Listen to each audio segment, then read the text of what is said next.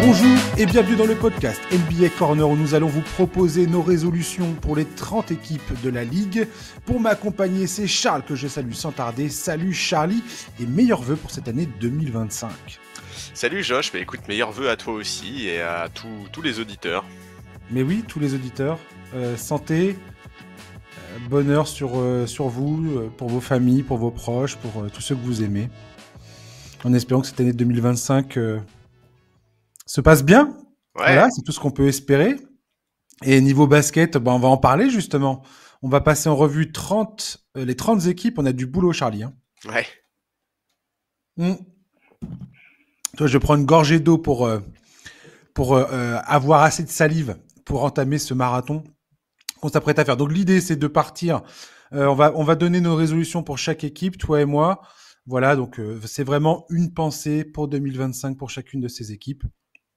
J'ai fait un classement tout à fait arbitraire. Je suis parti du fond du classement pour remonter jusqu'au top team. Donc on va faire ça comme ça. Et puis on commence tout de suite. On va commencer avec les Wizards parce que je voulais parler des Wizards pour commencer avec Bilal Coulibaly qui a 20 ans, Alexandre Sarr qui en a 19. Alexandre Sarr, il a débuté sa carrière de manière assez abrupte avec un manque d'adresse inquiétant. On se souvient tous de cette Summer League catastrophique. Mais depuis, il ne cesse de progresser. Son mois de décembre a été très encourageant. Il continue de prendre les tirs que les défenses lui donnent. Bilal, on a pu voir qu'il montre des signes très prometteurs sur son potentiel NBA.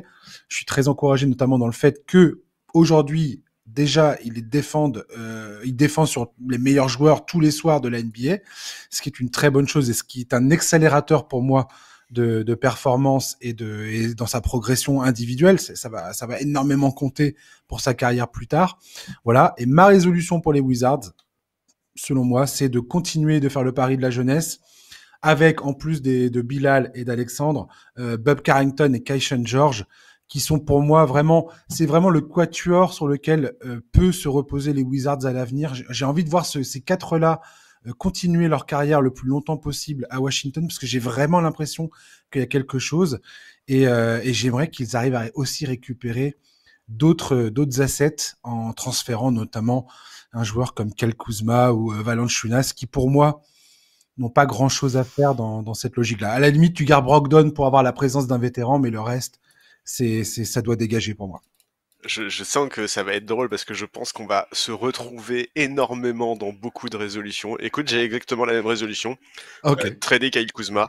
En termes de timeline, il est pas du tout aligné avec le young core de cette équipe. Les joueurs que tu as cités, c'est eux qui incarnent l'avenir des Wizards. Et quand Kuzma est sur le parquet, ces mecs-là ont moins d'espace pour s'exprimer. Et puis on va pas se mentir, quand tu lui donnes la gonfle à Kyle Kuzma, t'as quand même assez peu de chances de la revoir. Donc ouais, pour moi, un trade de Kuzma est attendu. Et j'en profite pour ajouter, t'as parlé du très bon mois de décembre d'Alex Sarr. Il a été élu rookie du mois, donc Cocorico, bravo. Ouais. Voilà. Peu de gens auraient parié là-dessus quand tu vois son tout début de carrière. Absolument. On lui tombait tous on lui tombait tous. Beaucoup de gens lui tombaient sur le visage et maintenant, on la ramène moins. Mais les Pelicans, toujours le même cauchemar du côté de la Nouvelle-Orléans. Alors, pas de mauvais jeu de mots avec ce qui s'est passé dans l'actualité. Là, on parle basket. Une seule victoire au mois de décembre et toujours aucune visibilité sur un éventuel retour de Zion Williamson sur le terrain. Moi, j'ai très mal au cœur pour mes deux chouchous, Herb Jones et Trey Murphy. Ça me fend le cœur qu'ils soient dans cette espèce de marasme pas possible. Donc voilà, ma bonne résolution, c'est envoyer Brandon Ingram ailleurs d'ici la date limite des transferts et tenter de récupérer le maximum de pics, d'assets, enfin tout ce que tu peux récupérer dans ce transfert. Et c'est pas évident parce que je pense qu'il serait déjà parti si s'il y avait beaucoup de monde, beaucoup de clients pour prendre pour le recruter. Je me suis posé la question justement, est-ce que ça serait pas aussi intelligent de le garder et de se débarrasser de Zion, d'essayer de trouver un preneur pour Zion Williamson? Parce que moi, je repense aussi au premier tour des playoffs en 2022, quand ils étaient opposés face aux Suns. C'était très encourageant. Zion n'était pas là. Brandon Ingram était là, pour le coup, lui. Et ça marchait bien avec tout le reste de l'effectif. Et je me dis, pourquoi ça serait à Brandon de faire ses valises alors qu'il y en a un qui joue absolument jamais, quoi. Bah, Donc, voilà. c'est ça. Ingram, au moins, lui, il est sur le parquet. Bon, pas tout le temps, mais quand même nettement plus souvent que Zion. Ouais, moi, Bah, il a fait des matchs de playoff pour cette équipe, au moins, quoi. oui, voilà. Ce que n'a jamais fait Zion, en vrai. Moi, je vais même aller plus loin. Je pense qu'il faut absolument trancher sur le cas Zion, peut-être même encore plus que sur le cas Ingram. Alors évidemment, Ingram, c'est celui dont on parle le plus. En plus, il me semble que son contrat se termine à la fin de la saison. Ce serait vraiment dommage de le perdre sans aucune contrepartie. Mais Tout à qu'est-ce qu'on fait. fait avec Zion, en fait? Est-ce qu'au sein de la franchise, on croit encore en lui, en sa capacité à enfin enchaîner les matchs? Moi, je sais pas. Et surtout que, il me semble, alors là, pour le coup, je vais prendre des gants parce que je me suis pas encore beaucoup penché sur la question. Mais enfin, il me semble quand même qu'aujourd'hui, les Pels sont très bien partis pour obtenir le first pick. En tout cas, ils sont une des équipes en lice pour. Et d'après ce que j'ai vu, le first pick projeté, Cooper Flag, est un poste 4. Tout à fait. Donc, il y a beaucoup de questions à se poser là sur côté Pels et ils doivent absolument prendre les décisions qui s'imposent dans les semaines qui viennent. Et ils n'ont pas non plus, la vie devant eux pour prendre ces choix. Qu'est-ce qu'on fait avec le contrat d'Ingram? Est-ce qu'on continue à essayer de le trader malgré le fait que le marché soit visiblement quand même pas extrêmement agité pour lui? Quid de Zion? Le problème, c'est que si aujourd'hui tu veux drafter Zion, bah, quelle est sa valeur? C'est compliqué.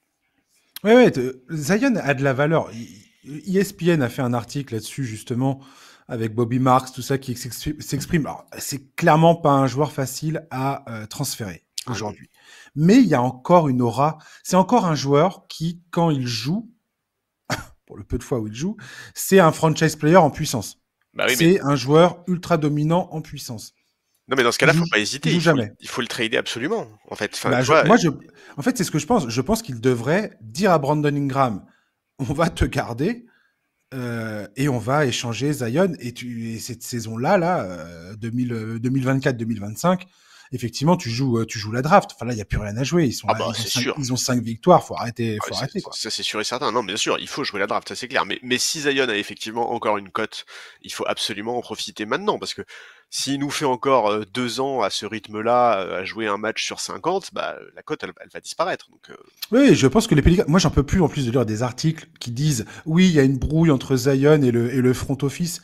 Mais, mais d'où ce joueur se permet d'avoir des états d'âme concernant une franchise qui fait absolument tout ce qui est en son pouvoir pour le faire jouer, qui lui a offert un contrat au moment où c'était quand même trop compliqué. Alors, le contrat de Zion est extrêmement particulier. oui. Il y a des clauses dans tous les sens sur son poids, le nombre de matchs joués, et ainsi de Ce suite. qui explique aussi qu'il ait une cote encore aujourd'hui. Et voilà, exactement. Son contrat est transférable grâce à ces différentes clauses. Et Oui. le fait que tout l'argent n'est pas du tout garanti. Ils n'ont pas filé un contrat avec que de l'argent garanti, loin de là. Donc vraiment à suivre. On verra bien ce que ça donnera. Mais les Pels, j'ai l'impression qu'il faut pour pour leur comment dire garder une santé mentale de bonne santé mentale. Et je pense qu'il est important peut-être aujourd'hui de vraiment contempler le fait de se séparer de Zion, quoi. J'ai l'impression que c'est ce qu'il faudrait faire. Les Raptors de Toronto. Là encore, les blessures rendent difficile toute analyse d'un roster qui n'a quasiment jamais été au complet. Donc, pour moi, bonne résolution. C'est une des équipes, très sincèrement, une des équipes que j'ai le moins vu jouer cette saison. J'avais regardé un petit peu quand il y avait Grady Dick qui jouait. C'était vraiment amusant son début de saison, mais depuis un peu moins, j'avoue. Donc, côté Raptors, à part le fait de développer les jeunes talents et de perdre un maximum de matchs pour être bien placé à la draft, j'ai pas grand-chose à dire. Mais je suis pas extrêmement bien calé sur les Raptors. Non, mais je suis d'accord avec toi. Il faut continuer à développer les jeunes et notamment Grady Dick, voir jusqu'où ça peut progresser. En fait, c'est important pour les Raptors de continuer à développer ces jeunes. Ils sont bien partis pour obtenir un très, très haut choix de draft pour l'été prochain. Ils sont à un stade de leur reconstruction où ils ont besoin de savoir sur quel jeune miser à l'avenir. Ils ont un noyau de jeunes qui est intéressant quand même. Même un mec comme RJ Barrett qui fait quasiment figure de vétéran, il me semble qu'il a même pas 25 ans ou tout juste. Scotty Barnes 23, même Quickley, il doit avoir 24-25. Bref, s'il drafte bien l'été prochain, cette équipe, elle pourrait progresser rapidement.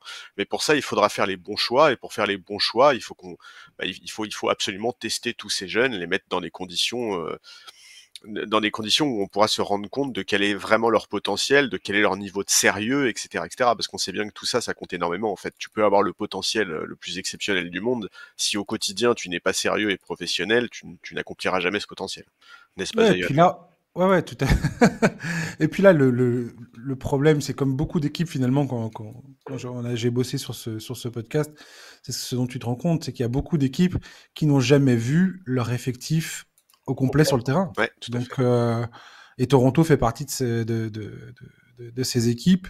Et c'est vrai qu'il y a une certaine frustration là-dedans. Scotty Barnes, j'espère vraiment pour lui que c'est vraiment, c'est pas une tendance lourde dans sa carrière, le fait d'être régulièrement blessé, et que cette équipe des Raptors arrivera à trouver des automatismes, et voir vraiment, c'est toujours important de voir vraiment ce que les joueurs valent quand ils sont tous ensemble sur un terrain. Ça permet aussi de déterminer des trajectoires, des directions, et de prendre des décisions sur qui tu coupes, qui tu gardes, et quels sont tes besoins, quoi. Absolument.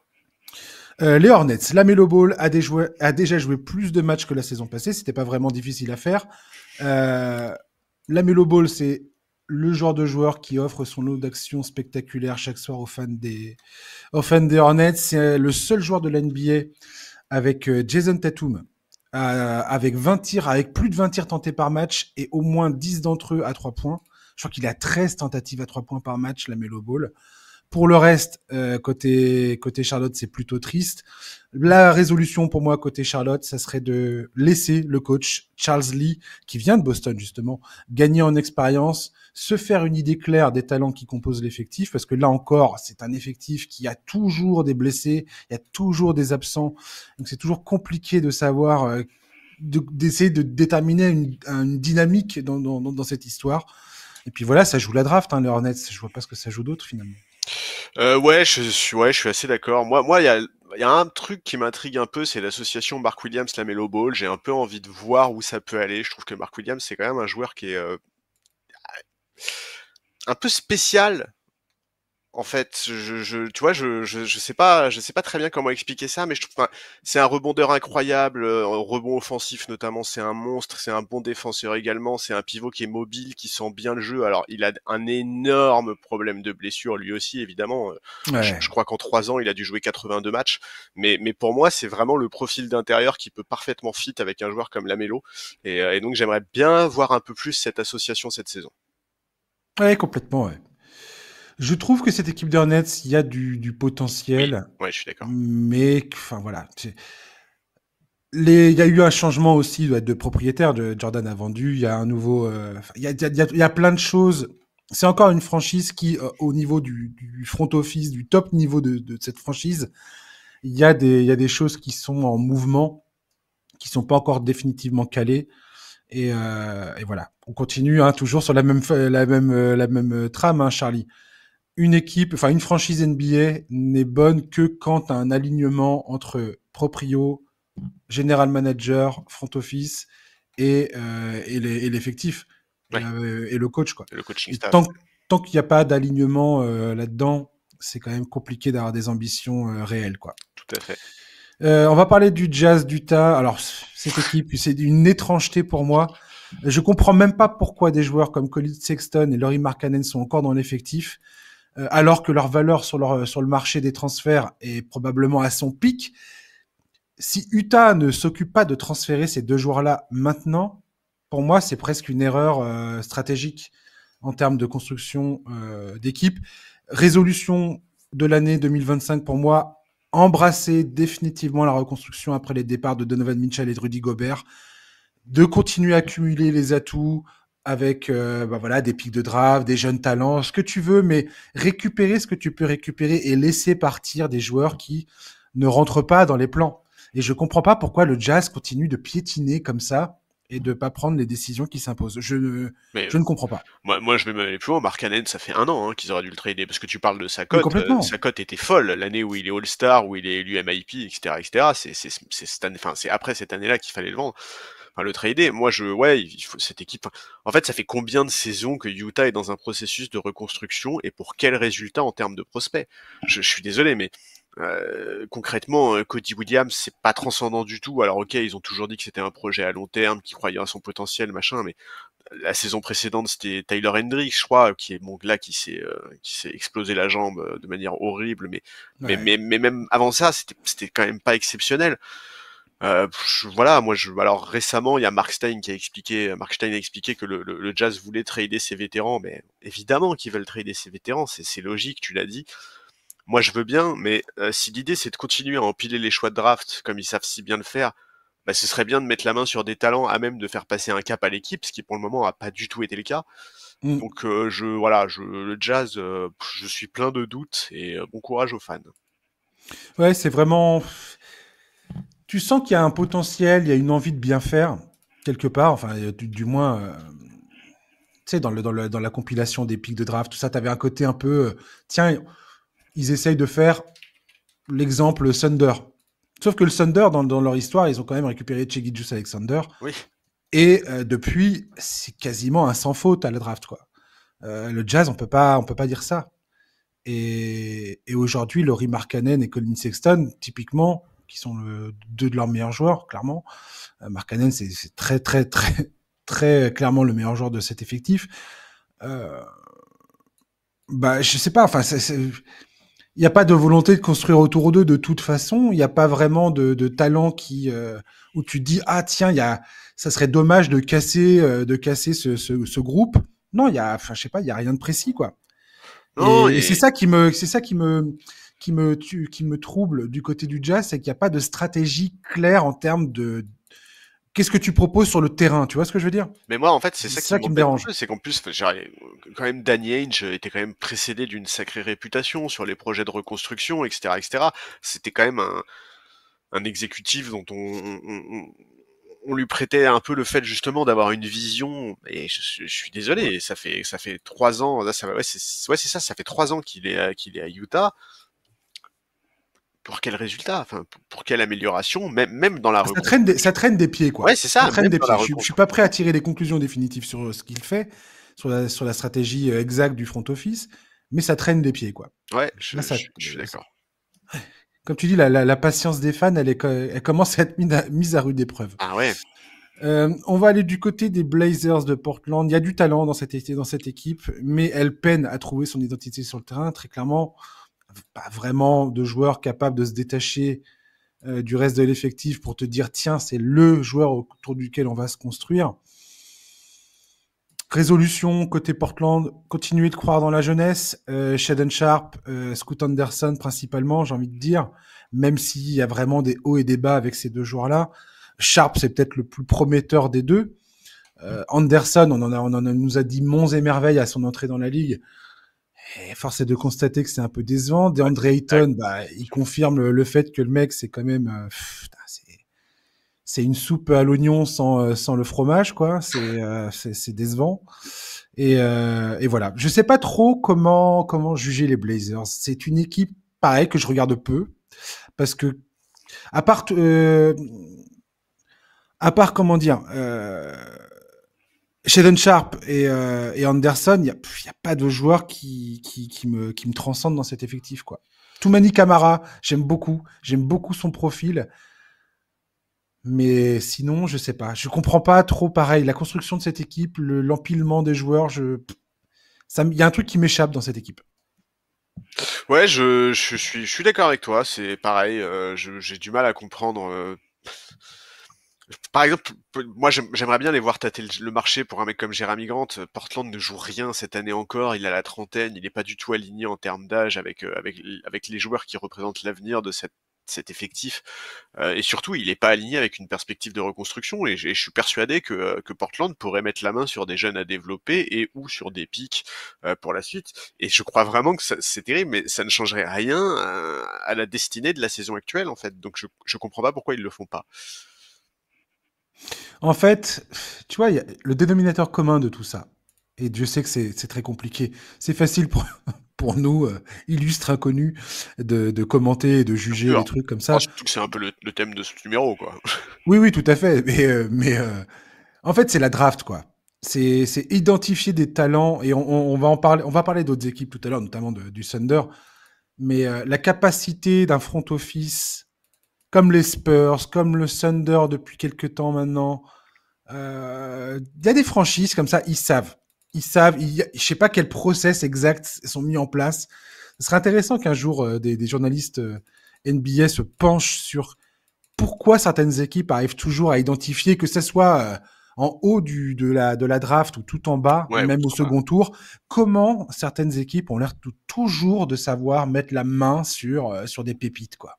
Oui, mais en fait, même si toi, tu sais pas mettre la main sur des pépites, en allant tâter le marché pour un Jeremy Grant, justement, tu peux éventuellement récupérer un jeune qui a un peu de potentiel. Alors attention, hein, je te dis pas que tu vas aller récupérer un numéro 3 de draft ou un truc comme ça, c'est pas le cas. Mais par contre, tu peux tout à fait Ah ouais. récupérer un joueur qui peut t'amener des perspectives de développement pour les années prochaines, quoi.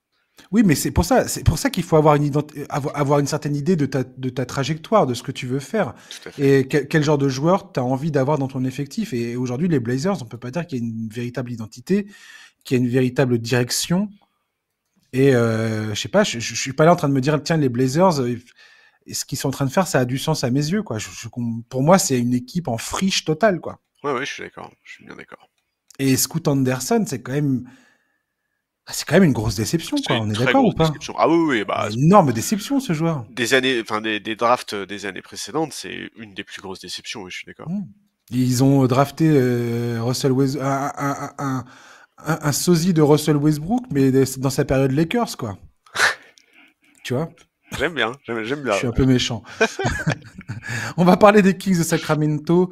Engagé en 2022, coach de l'année en 2023, Mike Brown a été remercié par les Kings après un début de saison. Voilà, on va pas se mentir, loin des ambitions affichées en octobre dernier. Il y a eu une série de 5 défaites consécutives et le coup près est tombé.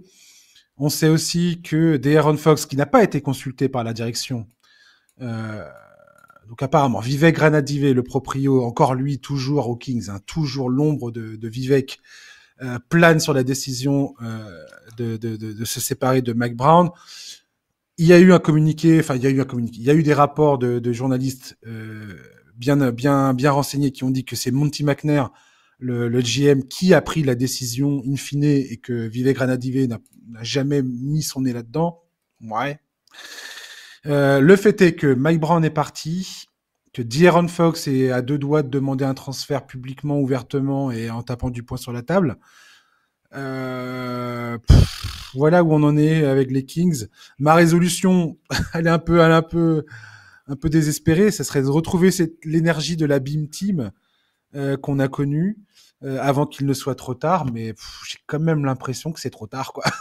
Très sincèrement, ça sent quand même le sapin, cette histoire. Ouais, ouais, je trouve que l'ambiance elle est bizarre là, les déclarations de Williams qui expliquent que la direction a choisi de protéger les joueurs et donc c'est pour ça qu'ils ont viré le coach, que je trouve que c'est bizarre. Moi, je pense qu'il y a, il y a, il y a il y a un vrai sujet Fox. Je pense qu'il faut trancher là-dessus. Il y a beaucoup de rumeurs sur un possible trade de Fox. Ah oui, de plus en plus, ouais. Il y a beaucoup d'équipes qui sont intéressées par son profil et c'est très logique. Hein, c'est un joueur Dont les extraordinaire. Spurs, Absolument. qui reviennent avec insistance. Et moi, voilà, je pense que la franchise doit prendre une décision à ce sujet. Il faut commencer à réfléchir au futur. Et alors, idéalement, il faudrait commencer à réfléchir au futur avec le futur coach. Visiblement, pour l'instant, c'est prévu que Doug Christie finisse la saison sur le banc. Alors, est-ce que le front office veut continuer avec lui au-delà de cette saison? Dans ce cas-là, qu'est-ce que lui, il a comme idée pour l'avenir? Euh, En fait, la question c'est ça, qu'est-ce que le futur coach voudra mettre en place comme identité? C'est Euh, ça, ouais. Est-ce que la franchise veut relancer un nouveau cycle avec un nouveau coach? Ou alors est-ce que au contraire le nouveau coach veut construire, veut de la continuité et construire sur ce qui existe déjà? Mm. C'est un peu la croisée des chemins là, je trouve pour les Kings et les décisions qui vont être prises dans les prochaines semaines. Non mais tu rigoles, mais ça pourrait avoir des conséquences vraiment pour des années et des années. Ah, mais je sais, mais tu sais très bien ce que. Est-ce que tu sais. Je pense que tu sais ce que j'en pense. Bah, Moi, personnellement, les Kings, à partir du moment où De'Aaron Fox est démissionnaire du projet, oui, mais est-ce qu'il est vraiment? ben, ça a l'air. Ouais, mais tu vois, est-ce que si tu En lui fait, dis, en fait, ouais. on trade Sabonis, on te ramène d'autres, tu vois, on change l'identité de l'équipe, mais tu restes au cœur du projet, tu restes la pierre angulaire de notre équipe et du projet, est-ce que tu peux pas le relancer? Pour moi, c'est la question, tu vois. Mais, La je sais pas. Beam Team, pour moi, Sacramento, c'était la parenthèse enchantée Ouais, je suis d'accord. d'un règne de Vivek Ranadivé qui est une catastrophe du début à la fin. Et c'était vraiment trop bien, la Beam Team, hein. Et c'était vraiment trop bien la Ouais, Beam ouais. Team. Mais ce gars, c'est un peu comme James Dolan, quand James Dolan, à l'époque des Knicks, enfin, oui, il est toujours propriétaire des Knicks, mais aujourd'hui, Léon Rose a réussi à le maintenir loin de toutes les affaires, toutes les décisions, de toute du processus de recrutement, tout ça. Et les Knicks s'en portent que mieux, largement. C'est clair. Et je pense que tant que Vivek Ranadivé se sent l'autorité de dire je décide, je mets mes mains, je choisis, je veux participer aux décisions, nanana. Tant que le gars reste pas à sa place, c'est-à-dire loin des décisions sportives, le plus éloigné possible, voire pas du tout, ça se passera comme ça. Pour moi, ce gars est trop engagé dans les affaires courantes de l'équipe, de la franchise, pour que ça se passe bien. Et je pense que Monte McNair, il a envie de bien faire, mais on voit, enfin voilà, c'est son employeur, enfin c'est son super boss, donc et le gars lui fait des chèques de plusieurs millions de dollars tous les ans, donc forcément t'as pas envie de te vénérer avec lui, tu vois. Ouais. Mais c'est quand Vivek Ranadivé aura compris que il faut qu'il engage quelqu'un qui a toute l'autorité et toute la latitude de faire ce qu'il a envie de faire et qui peut lui dire non. C'est pas comme ça qu'on va faire. Je vais pas vous écouter. Vous y connaissez rien. C'est quand il y aura quelqu'un comme ça. Et je pense que Fox, il commence à percevoir le fait que, bon gré, mal gré, même s'il a envie de bien faire, il y arrivera. Enfin, ça changera pas, quoi. Ah, mais c'est clair que pour lui, ça doit être tellement frustrant. Et je pense que la frustration va l'emporter. Et j'avais écouté l'autre fois un podcast Locked On Kings où ils expliquaient que dans l'équipe, dans le staff de Mike Brown, tu avais notamment un assistant coach qui était très très proche de De'Aaron Fox, qui a beaucoup travaillé avec lui. Et le départ de Mike Brown signifie probablement le départ de cet assistant. Alors j'ai essayé de trouver l'info tout à l'heure, et je l'ai pas trouvé. Je sais pas ce qu'il est devenu cet assistant. Et il faut que je retourne à la pêche aux infos. Mais j'ai du mal à croire que ça se passe bien. Et de toute façon, les Kings y vont où avec cet effectif aujourd'hui? DeRozan, c'était un pari. C'est un pari, je suis désolé, c'est un pari raté. Totalement raté. C'est pas du tout le joueur dont ils avaient besoin. Oui. Et je pense qu'ils vont nulle part, les Kings, aujourd'hui. Et c'est typiquement le genre d'équipe où soit tu te condamnes à jouer le milieu de tableau de la conférence Ouest et te faire sortir au mieux, dans le meilleur des cas, au premier tour, voire te galérer à qualifier au playoff et ne pas y parvenir. Mais t'es toujours trop compétitif pour entamer un vrai changement et pas assez pour espérer gagner quoi que ce soit, quoi. Ouais, non, je suis plutôt d'accord. En tout cas, ce qui est clair, c'est quoi? C'est vraiment les montagnes russes, quoi. Passer de la Beam Team à ça, c'est particulièrement violent. Et effectivement, il faut pas que la Beam Team, c'était joyeux, tu vois. C'était beau. Et là, tu peux supporter le fait d'être 8e, 6e, 7e de la conférence Ouest, te faire sortir au premier tour dans un Game 7 ultra compétitif. Tu vois, là c'est beau, il y a de l'envie, il y a de la joie. Et si t'es fan, on a tous kiffé ce moment-là des Kings. Là, on est en train de rentrer dans un truc dark, dans un truc sombre. Bah oui, bien sûr. Oui, non, mais bien sûr. Là, on ne parle que de tension, de clash, de qui. Mais t'as du talent. Il y a du talent dans l'effectif. Bah bien sûr. Ah bah oui. Mais ouais, non, c'est ouais. Donc, bon courage pour les décisions qui vont devoir être prises. Et quoi qu'il arrive, il faut bien être conscient du fait que si tu te sépares de De'Aaron Fox, c'est vraiment une grosse page qui se tourne. Ah mais complètement. Mais absolument, Charlie. T'as tout à fait raison. Je pense que De'Aaron Fox représente aujourd'hui l'identité de cette équipe. Enfin, 100%, oui. Voilà, tout est tourné autour de lui. C'est lui en tout cas, de mon point de vue, c'est lui le cœur battant de cet effectif. Et se séparer de lui, c'est totalement changer de trajectoire. Donc, on verra. Les Pistons de Détroit, une vraie progression cette saison. Elle fait plaisir à voir, cette équipe, vu la saison catastrophique qu'ils ont eue l'an dernier. C'est assez remarquable d'ailleurs, parce que là aujourd'hui, ils sont dans le play-in. Qui pouvait prédire ça en début de saison? Qui aurait mis un billet là-dessus? Pas beaucoup de monde, à mon avis. Donc voilà, résolution pour moi, c'est on croise les doigts pour que la blessure de Jaden Ivey ne soit pas dramatique. Il s'est fracturé le péroné là face au Magic. Donc j'espère qu'il va pouvoir revenir cette saison en bonne santé Et puis on verra où l'équipe comment elle arrive à encaisser ça, parce que Jaden Ivey c'est un joueur majeur comment dire, de cette bonne saison des Pistons, Absolument. Ouais. de cette embellie. Donc on verra bien, mais cette équipe des Pistons, elle confirme son bon recrutement de l'intersaison, à faire venir des vétérans, tout ça qui ont solidifié un petit peu l'effectif autour de Cunningham et tout ça. Et ça va dans le bon sens. Enfin, aux Pistons, j'ai l'impression que ça va dans le bon sens. Bah moi je suis un peu dégoûté de la blessure de Jaden Ivey parce que moi Tu m'étonnes.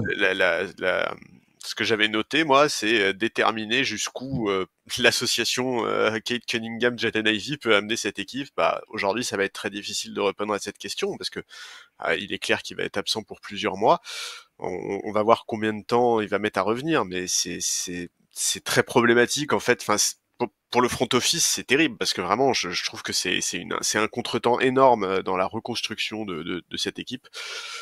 Voilà, effectivement, c'est mieux cette saison. De ce que j'ai vu, il y a vraiment des choses qui sont intéressantes. J'ai pas vu tous les matchs, loin de là, mais j'ai Oui, moi non apprécié. plus. Ouais. C'est Voilà, pas une équipe que j'ai beaucoup voilà. regardée, c'est Mais vrai. j'ai apprécié ce que j'ai vu. Je trouve quand même que Osar Thompson est un petit peu décevant. Je sais pas si c'est Oui, bien sûr. l'utilisation ou Je l'ai noté dans mes notes, effectivement. voilà, alors c'est peut-être aussi une question d'utilisation, hein, c'est possible aussi. Mais voilà, cette équipe, elle a vraiment du potentiel. Moi, Kate Cunningham, c'est un joueur qui m'intrigue énormément depuis des années. D'ailleurs, j'en avais parlé avant la reprise de la saison, quand on avait choisi quelques joueurs à suivre. Kate Cunningham, c'est un joueur que j'avais coché, et je trouve effectivement il est vraiment intéressant, mais c'est vrai que je misais beaucoup sur son association avec Jaden Ivey, qui pour l'instant, bah, malheureusement, il va devoir faire sans lui. J'ai pas envie comment dire, de critiquer plus que ça Monty Williams et le boulot qu'il a fait à Détroit. Mais JB Bickerstaff, qui a été viré de Cleveland, donc forcément Cleveland aujourd'hui il caracole en tête de la ligue, de la ligue et tout ça. Enfin bref, on va en parler tout à l'heure. Mais Bickerstaff, ce qu'il fait à Détroit, est-ce qu'on peut dire que c'est bien ou pas, Ah bah ouais. parce qu'il y a un moment où ce gars-là à Cleveland, tout le monde ricanait, et moi le premier. D'ailleurs, j'étais à dire que c'est pas le coach. Je pense pas que ça soit je sais pas si c'est un coach qui est capable de mener ton équipe au titre. En revanche, c'est un coach qui, dans ses différents, dans son parcours récent, que ce soit à Houston, que ce soit à Cleveland et maintenant à Détroit, c'est quand même un coach qui parvient à faire jouer les jeunes, à donner du sens aux joueurs sur le terrain, enfin, c'est-à-dire à créer les conditions qui permettent aux talents de s'exprimer sur le terrain. Et il y a un moment, faut quand même reconnaître le truc, quoi. Ouais, non, mais Je trouve je qu'on a suis été un peu dur, on a été un peu dur avec lui sur sa fin de parcours à Cleveland. oui, et bon après, bon, Kenny Atkinson montre aussi qu'il y a il y avait moyen de faire mieux que ce qu'il a fait. Oui, oui, tout à fait. Mais oui, je suis d'accord avec toi. Il fait du très bon boulot. Il fait du très bon boulot à Détroit. Il y a pas grand-chose à redire. Et effectivement, quand on compare, tu dis que t'as pas envie de critiquer Monty Williams. Mais enfin, quand on compare quand même le jeu la saison dernière et le jeu cette saison, c'est quand même beaucoup mieux cette saison. Moi, j'ai souvenir notamment que la saison dernière, il y avait pas mal de gens qui regrettaient l'utilisation de Jaden Ivey justement. Bah Mais là, complètement. voilà, il a été très bien utilisé sur tout le début de saison. Donc ouais, non, très grand coup de chapeau à Bickerstaff. C'est bien de voir ça, et puis c'est cool de voir qu'il a rebondi aussi rapidement après avoir perdu son poste à Cleveland. Jaden Ivey, c'est un excellent exemple. Qu'est-ce que tu demandes à un coach dans une équipe comme Détroit, si ce n'est que il insuffle de la confiance dans les jeunes joueurs, Ah bien sûr. ce qui leur permet d'avancer, ce qui leur permet de progresser, ce qui leur permet de gagner en expérience et d'oser faire des choses qui, plus tard, tu vas en récolter les fruits si ça se passe bien. Donc, et c'est pareil, Bickerstaff, on peut dire ce qu'on veut, mais n'empêche qu'à Cleveland, si tu vois Evan Mobley, tout ça, enfin, on va parler de Cleveland tout à l'heure, mais il a quand même participé à porter cette équipe vers l'avant. Oui, bien sûr, la progression des jeunes. Enfin, tout ça lui doit beaucoup, évidemment. Voilà, j'ai l'impression. Ouais. Les Bulls, capables du meilleur comme du pire. Pareil, c'est une équipe pour moi sans capitaine. C'est un bateau qui navigue comme ça, mais il n'y a pas de port. Il y a pas de, on ne sait pas où ils vont s'arrêter. Alors, quand même, on peut dire quand même que le recrutement de Josh Giddey va dans le bon sens. franchement, j'ai été très critique du recrutement de Josh Giddey parce que je trouvais que ils n'avaient pas récolté assez. Ils auraient pu prendre quelques pics à, à OKC dans l'histoire. Je sais pas, ils auraient pu essayer de. Tu crois Allez, qu'OKC en a des pics à donner?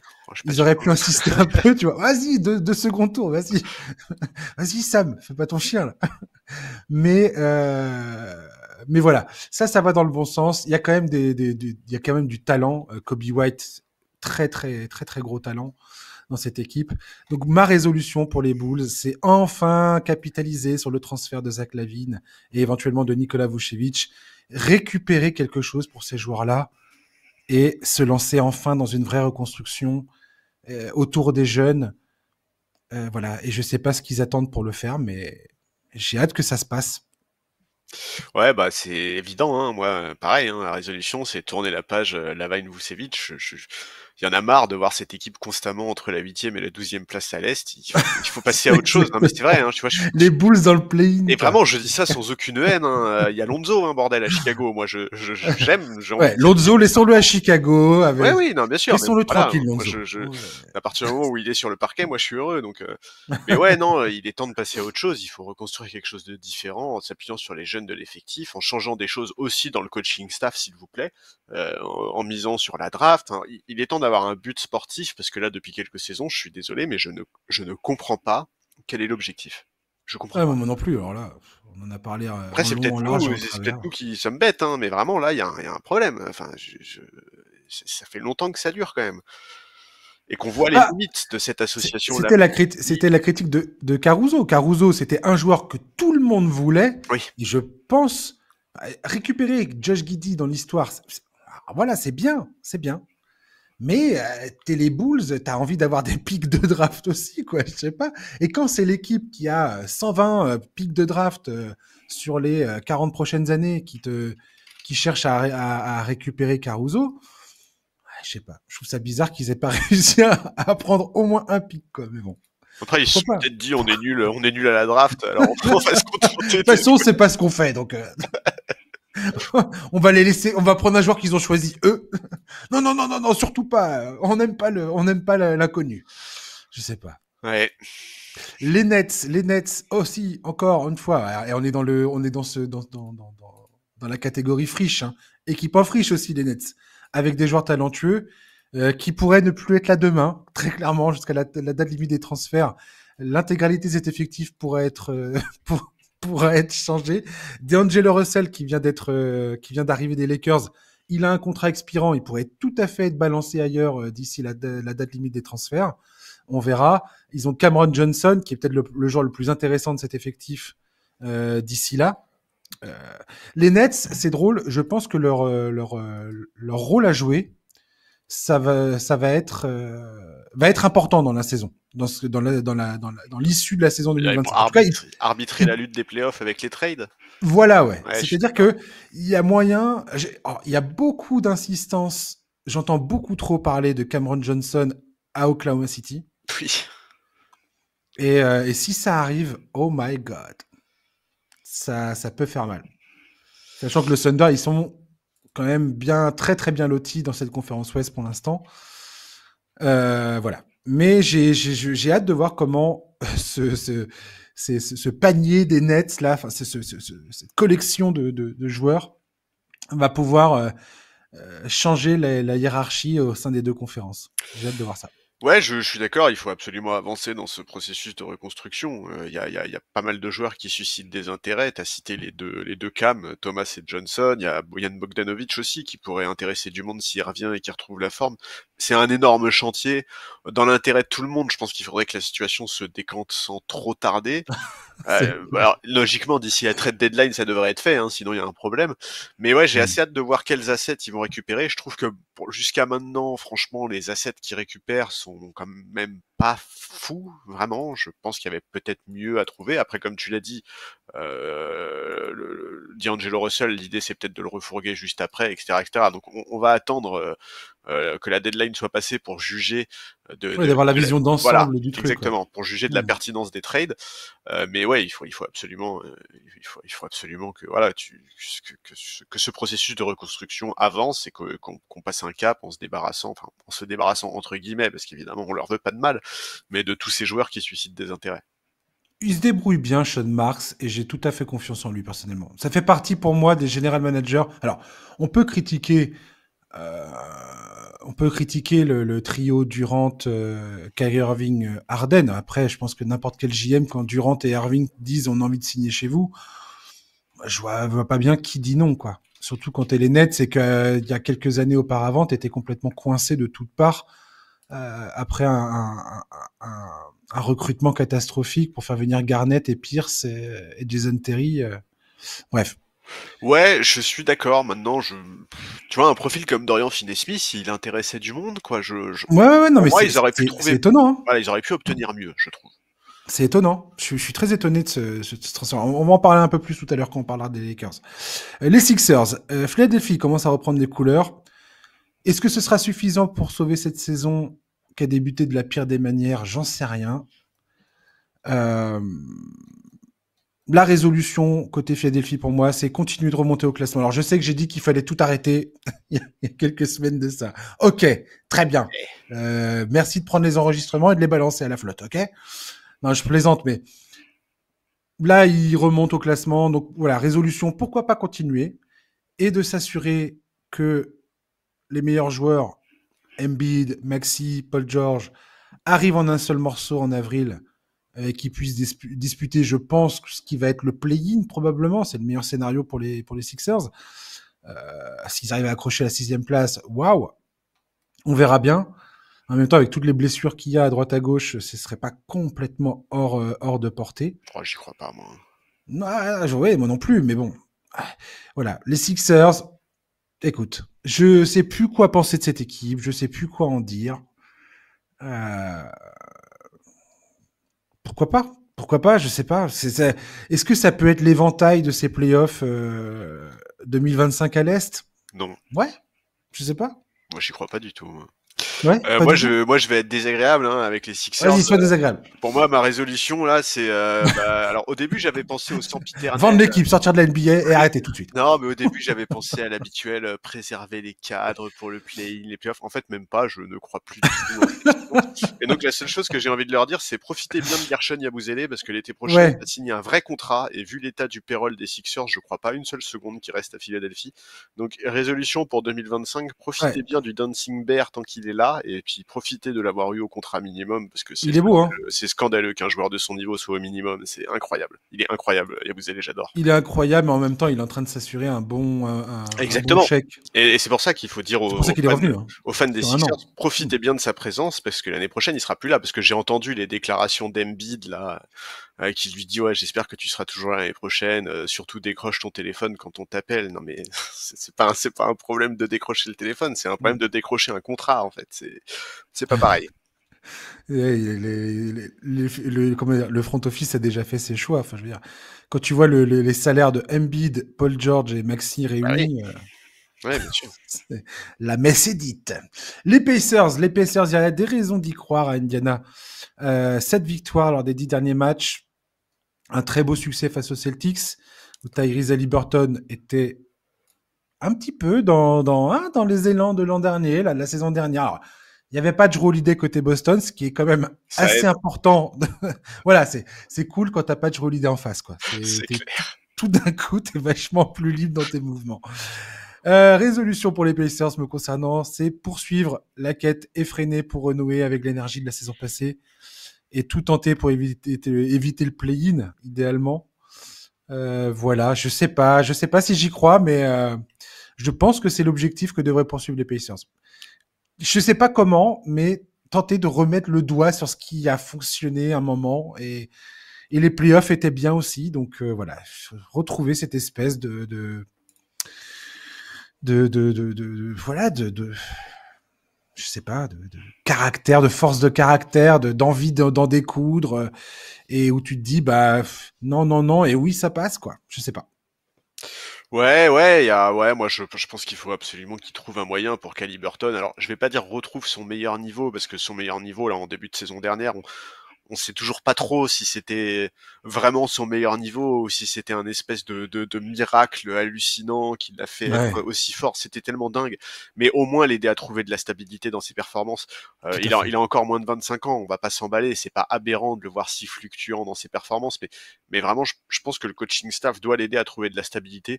Ça peut passer par une nouvelle routine avant les matchs. Ça peut passer par des nouveaux protocoles d'entraînement. Ça peut passer par l'aide de ses coéquipiers plus expérimentés, à commencer par exemple par Pascal Siakam ou autre, peu importe. Ce qui est sûr, c'est que si les Pacers veulent un jour retourner en finale de conférence, ils ont besoin de retrouver un Haliburton fiable et en confiance. Tout à fait. C'est pas mieux. Les Suns, la saison avait bien commencé. Mince alors. Ça Avant alors. que, mince, zut, c'est pas possible ça. Avant que les blessures ne viennent une nouvelle fois tout gâcher. Pire, les Suns ne parviennent toujours pas à s'affirmer collectivement. Quand tu vois cette équipe jouer, tu te dis mais qu'est-ce que vous essayez de faire en fait? C'est quoi le but? Ouais. C'est qui vous êtes qui? Qu'est-ce que quoi? Et ma résolution, c'est garder foi en Mike Budenholzer. De toute façon, t'as pas le choix. Ah oui, oui. Espérer que l'équipe trouve son rythme le plus rapidement possible, parce que là, ils sont même pas dans le play-in, les garçons là. Ils y sont pas du tout. Non, non, ils sont sortis, ouais, ils Euh, sont 11e là. Pire encore, ils perdent. Ils ont 4 défaites à domicile depuis la mi-décembre. Ils n'arrivent même pas à gagner chez eux. Alors, petite lueur, micro-lueur d'espoir. Les Suns, quand il y a Booker et Durant ensemble, ils ont 13 victoires, 3 défaites. Quand il y en a un des deux qui est pas là, c'est 2 victoires, 13 défaites. Ils sont dans la conférence Ouest. Il y a un moment, les gars, je sais pas, faut y aller, quoi. Et je persiste à dire que faire venir Bradley Beal, tout ça, là, c'était une erreur colossale. Oui. Bah ouais, bah moi ma résolution c'est monter un trade pour Jimmy Butler. Voilà. Moi j'ai envie de voir Butler dans cette équipe, je trouverais ça Oui, tellement drôle. mais rien ne se passe sans Bill. Oui, mais alors attends, moi Et je apparemment, le hit ne veut pas du tout de Bradley voilà, Beal, alors bizarrement. ça c'est le problème. Il faut convaincre Le gros Miami problème. d'accepter Bradley Beal. C'est l'énorme problème. Et si, Mais souvenez-vous, il était bon ouais, à mais moi, Washington. j'ai envie de voir Jimmy Butler dans cette équipe. Je trouverais ça tellement drôle de le voir là-dedans avec sa mentalité de troll, là, sa capacité à secouer tous ceux qui s'investissent pas assez. Je pense vraiment qu'on peut rigoler en voyant Jimmy Butler dans cette équipe. Et en plus, effectivement, alors voilà, je pense qu'il faut convaincre Miami d'accepter Bill, parce que je pense que convaincre Bill d'accepter Miami, ça c'est tout à fait possible. Mais ouais, il faut convaincre Miami d'accepter Bradley Beal et ça, bon courage. Voilà, c'est tout, c'est ma résolution, c'est mon envie du moment. Voilà, quitte à faire une croix sur Jimmy Butler à Miami, bah Jimmy Butler, j'ai envie de le voir à Phoenix. En fait, ce qui me fait rire, c'est la nonchalance avec laquelle on parle des Suns, alors que c'est quand même un Big Three de dingue, quoi. T'as Durant, Booker, Bradley Beal dans la même équipe et on parle d'eux, mais Bah, comme si c'était une comme équipe, si c'était l'équipe de Jean-Pierre, quoi. comme si c'était une équipe qui est hors du play-in, quoi. On est à peu près Oui, aussi voilà, ouais. nonchalant que eux Non, vivent leur saison, hein. mais tu te rends compte quand même du truc, quoi. Oui, T'as oui, non, mais tout je suis ce d'accord. talent. Et j'ai même, toi, le truc que je viens de dire là, ouais, Durant et Booker ensemble, machin, l'équipe est trop forte. Ok, super, c'est cool, mais en vrai, c'est inquiétant que cette équipe soit absolument nulle quand un des deux n'est pas là, quoi. Ouais, je suis Ça d'accord. devrait pas se passer comme ça, en fait. Tout à fait. Oui, oui, non, je suis bien d'accord. Je suis bien Et ça, d'accord. c'est hyper inquiétant. Ah, ça prouve Donc, à quel point l'effectif est déséquilibré, ouais. oui, oui, alors qu'ils ont fait ils ont fait un bon recrutement. Tyus Jones, tout ça, Plumlee, Ils ont fait un nanana. meilleur recrutement que la saison dernière, mais c'est pas un bon recrutement dans Ouais. l'absolu, je trouve, hein. Ah, ça reste des gars des bons joueurs enfin, qui sont là pour compléter l'effectif, mais c'est pas ça qui te crée un collectif et une dynamique, quoi. Ouais. Clairement. Donc bon. Les Spurs, je repense à ce début de saison où beaucoup de monde était là à dire ouais, pourquoi Victor Wembanyama, quand il fait un début de saison catastrophique, personne ne le critique, nanana, faut lui tomber dessus comme on est comme vous êtes les premiers à dire, à l'encenser quand il fait des exploits sur le terrain. Personnellement, j'avais trouvé cette attitude déjà assez malhonnête puisque c'est pas au bout de 5, 6, 10, même 10 matchs que tu t'es là à dire à un joueur qui a 20 piges, gars, t'es nul. Enfin, je sais pas. La patience, clairement, avec Victor Wembanyama et les Spurs, c'est ce qui prime. C'est impossible de commencer la saison en se disant ah, on a des ambitions de dingo. Et aujourd'hui, les Spurs, ils sont dans le play-in. On comprend que Victor Wembanyama, c'était juste une mise en route après quand même un été assez chargé, Ouais. où il a fait la finale des JO, s'il vous plaît. Merci. Et on voit bien que les Spurs, avec les arrivées de Chris Paul et d'Harrison Barnes, on en a déjà parlé de ça. La sélection de Stephen Castle à la draft, extraordinaire sélection. Et ben tout d'un coup les Spurs ça joue quoi, ça joue très sérieusement, c'est parti pour potentiellement accrocher une place en playoff.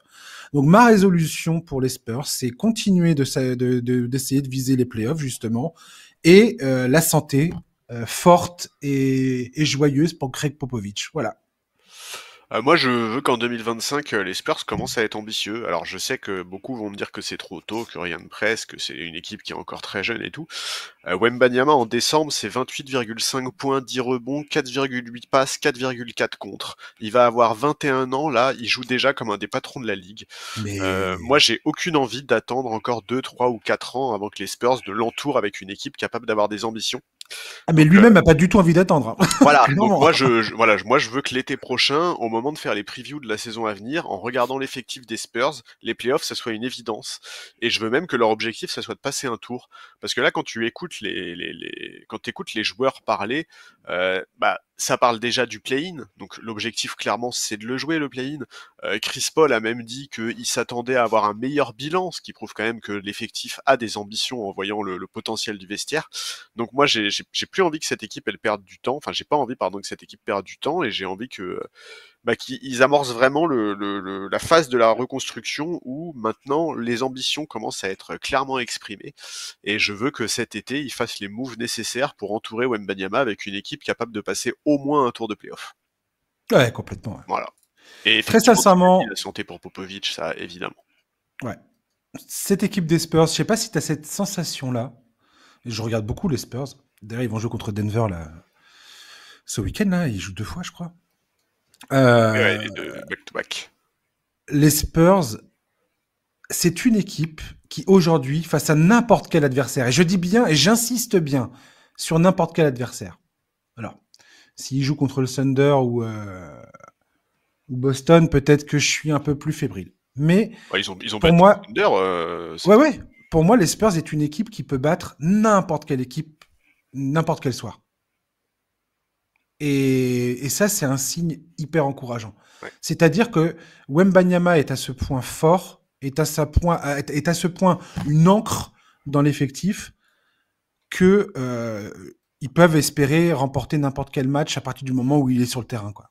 À Sachant mes que quand yeux. ils ont battu le Thunder, il n'était pas là.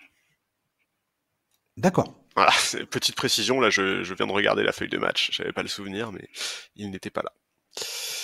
Ouais, non, mais voilà, moi enfin, cette équipe, elle a un vrai potentiel, et Wembanyama, il est exceptionnel, hein, vraiment. Si vous regardez pas les Spurs, vous êtes en train de rater quelque chose de fou, parce que vraiment, le niveau qu'il a en ce moment, c'est hallucinant. Ouais, complètement. Ouais. C'est vraiment une équipe magnifique. C'était quand ce match face à Oklahoma City? C'était il y a 2 C'était le semaines, je crois. 19 novembre. Ah oui, donc c'était il y a plus que 2 semaines. Ouais. Ouais, donc ça remonte à un moment. Ouais, ouais j'ai pas vu ce match, ouais, tiens. Et ouais. Mais ouais, les Spurs, c'est vraiment. Enfin, à partir du moment où tu es capable de prendre n'importe quelle équipe, tu sais, sans te dire, on commence le match, mais il y a quand même une énorme chance que ça se passe pas, quoi. Là, ça veut dire que tu es vraiment dans. Voilà, t'es pas prêt du tout, quoi. Et les Spurs, c'est pas ça aujourd'hui. Les Spurs, c'est à la fin du match, on a tout à fait la possibilité d'être devant, quoi. Ouais, non, tout à fait, il Et y a je le crois tous vraiment les quelque soirs. chose. Tous les soirs, je suis persuadé qu'ils peuvent gagner le match, quoi. Ouais, je suis d'accord avec ça. Les Warriors. Alors voilà, une équipe qui est en chute libre, 7 défaites lors des 10 derniers matchs. La magie Buddy Hield s'est éteinte. Golden State peine à retrouver son efficacité offensive. C'est là que ça pêche beaucoup. Pour moi, la résolution des Warriors, c'est plutôt que de paniquer après avoir fait venir Dennis Schroeder, là, c'est maintenir la confiance en Jonathan Kuminga et sa capacité à devenir le joueur dont ils ont désespérément besoin. Et je suis pas sûr que ça soit en transférant Kuminga qu'ils parviennent à trouver ce qui leur manque. Eh ben, Voilà. je suis exactement aligné. Moi, j'ai écrit mot pour mot ne pas craquer sur Jimmy Butler parce que et en fait, les Ouais. Warriors font partie des équipes qui sont annoncées comme étant sur le dossier Butler. Sauf que, bah, pour l'obtenir, ça va coûter cher. Il faudra du Kuminga, du Wiggins, du Moody, voire du Podziemski. Est-ce que vraiment ça vaut le coup pour un joueur certes très fort, mais injury prone et âgé de 35 ans et qu'il faudra prolonger sans doute au prix fort? Je, voilà, je veux pas du tout ça pour cette équipe. Je pense qu'ils sont Ouais. toujours dans cet entre-deux, entre volonté d'offrir à Curry une équipe suffisamment compétitive pour jouer le titre et le fait de développer les jeunes. Kuminga, il commence à sortir des perfs vraiment intéressantes. Là, en décembre, il tourne à plus de 20 points, 6 rebonds. Je trouverais ça vraiment très dommage de le sacrifier. Et surtout, je pense que faire un choix comme Jimmy Butler en le prolongeant et tout, c'est potentiellement une grosse galère pour les années à venir. Ouais, je suis tout à fait d'accord. Il y a ESPN qui a fait comment dire, une projection un exemple de transfert pour que les Warriors récupèrent Jimmy Butler. Donc ça ferait Warriors récupère Jimmy Butler, c'est tout. Miami récupérerait Kyle Anderson, Gary Payton, Andrew Wiggins, le premier tour de 2025 des Warriors, protégé top 4, et le premier tour de 2028 des Warriors. Et les Pistons rentreraient dans l'équation pour servir pour équilibrer les salaires. Et eux, ils récupéreraient Kevin Looney et le second tour des Lakers via Miami en 2026. Ce qui veut dire que tu perds Gary Payton, Wiggins et Kevin Looney déjà. Oui, Côté, là, et ça c'est côté Warriors. si Miami accepte de ne pas avoir Kuminga dans le trade. Exactement. Ouais. Moi Ça je veut dire, suis oui, Miami, voilà. je n'accepte jamais. Exactement. Donc, bon, autant dire que... De toute façon, si tu regardes tous les scénarios de transfert de Jimmy Butler, l'équipe qui va le faire, qui va chercher à le faire venir, Ouais. le sacrifice est énorme. Oui, oui, c'est fou, Donc, hein. Pour un joueur qui sera en fin de contrat, enfin c'est fou, voilà. c'est fou. C'est-à-dire que c'est vraiment, tu joues le titre maintenant et puis après, Tu souffles. tu souffles. Ouais. Justement, parlons du 8. Jimmy Butler a demandé officiellement son transfert. Alors, est-ce que c'est encore une fois une espèce de... est-ce qu'il joue à un jeu avec Pat Riley de négociation, je sais pas. Je sais pas comment comprendre sa dernière sortie là médiatique. Mais bon, il a été on ne peut plus clair. Hein, il a clairement indiqué que il n'était pas heureux aujourd'hui à Miami et qu'il avait plutôt envie de partir et qu'il pensait pas que c'était possible de retrouver sa joie de jouer au sein de cet effectif. Donc pour moi, la résolution du 8, elle est simple, hein, régler le plus rapidement possible cette histoire de Jimmy Butler, qu'il reste ou qu'il parte, mais je veux dire, essayer de planifier, de comment dire, de clarifier la situation, de vraiment faire le bilan, où on en est, qu'est-ce qu'on fait, est-ce qu'on est ensemble ou pas. Surtout que c'est une équipe qui aujourd'hui est en train de se hisser en dehors du play-in, ce qui à un moment semblait quand même très délicat comme mission. Et big up à Tyler Hero, parce que Tyler Hero, depuis un moment, là, il charbonne comme un fou sur le Ouais. terrain. C'est Ouais, il dingue fait ce une qu'il fait. sacrée saison, ouais. Ah ouais, il est en train de vraiment s'affirmer, quoi. C'est assez fou. Donc, le hit, c'est drôle parce que, voilà, ils sont sur un truc, une dynamique ultra positive, sportivement parlant, enfin, sur le terrain, dans les résultats. Et en même temps, t'as Jimmy Butler qui est en train de leur exploser dans les mains, quoi. Ah, c'est peut-être ça le problème de Jimmy Butler, hein, c'est de plus être l'élément central.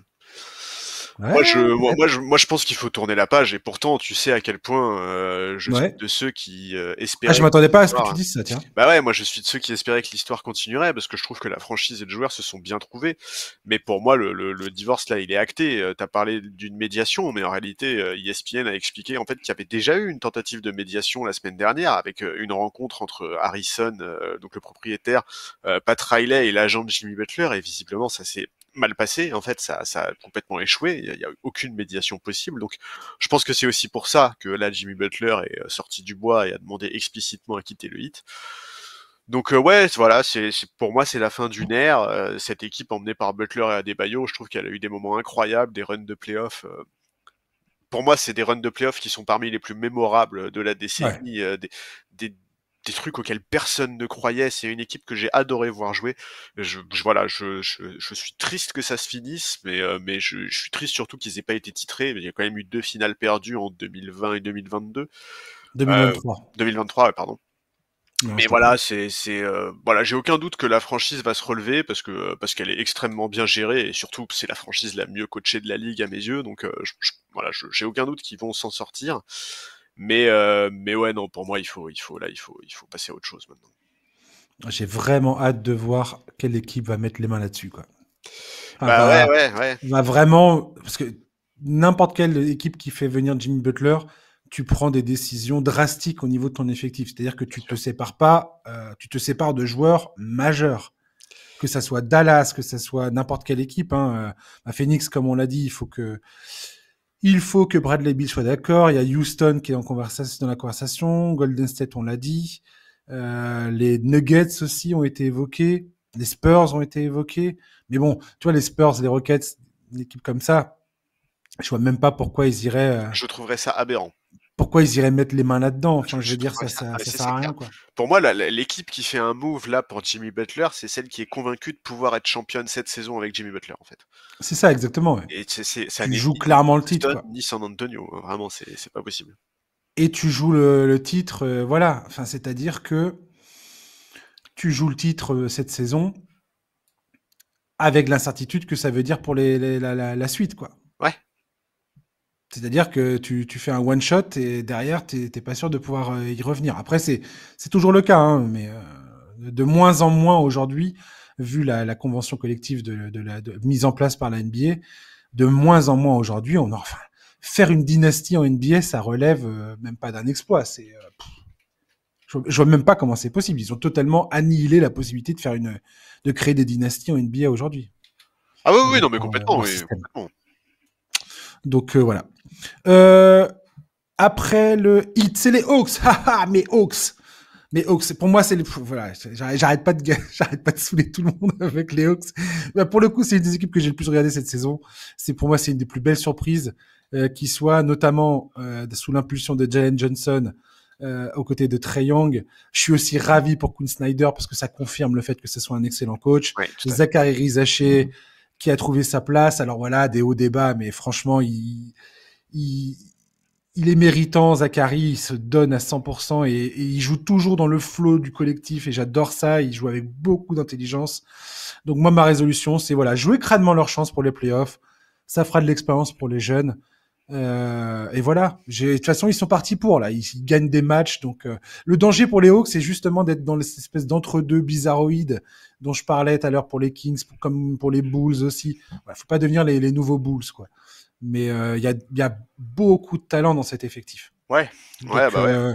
tu peux continuer à tu peux continuer à enfin plus vite les jeunes ont de l'expérience des playoffs, pour moi mieux c'est quoi qu'il arrive.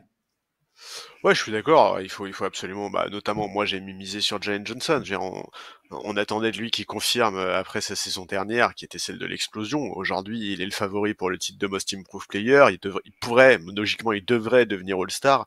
Il tourne quasiment à 20 points, 10 rebonds, 5 passes. Il est remarquable, vraiment. Il est remarquable sur le parquet. Il fait tellement de choses. Il les fait tellement bien.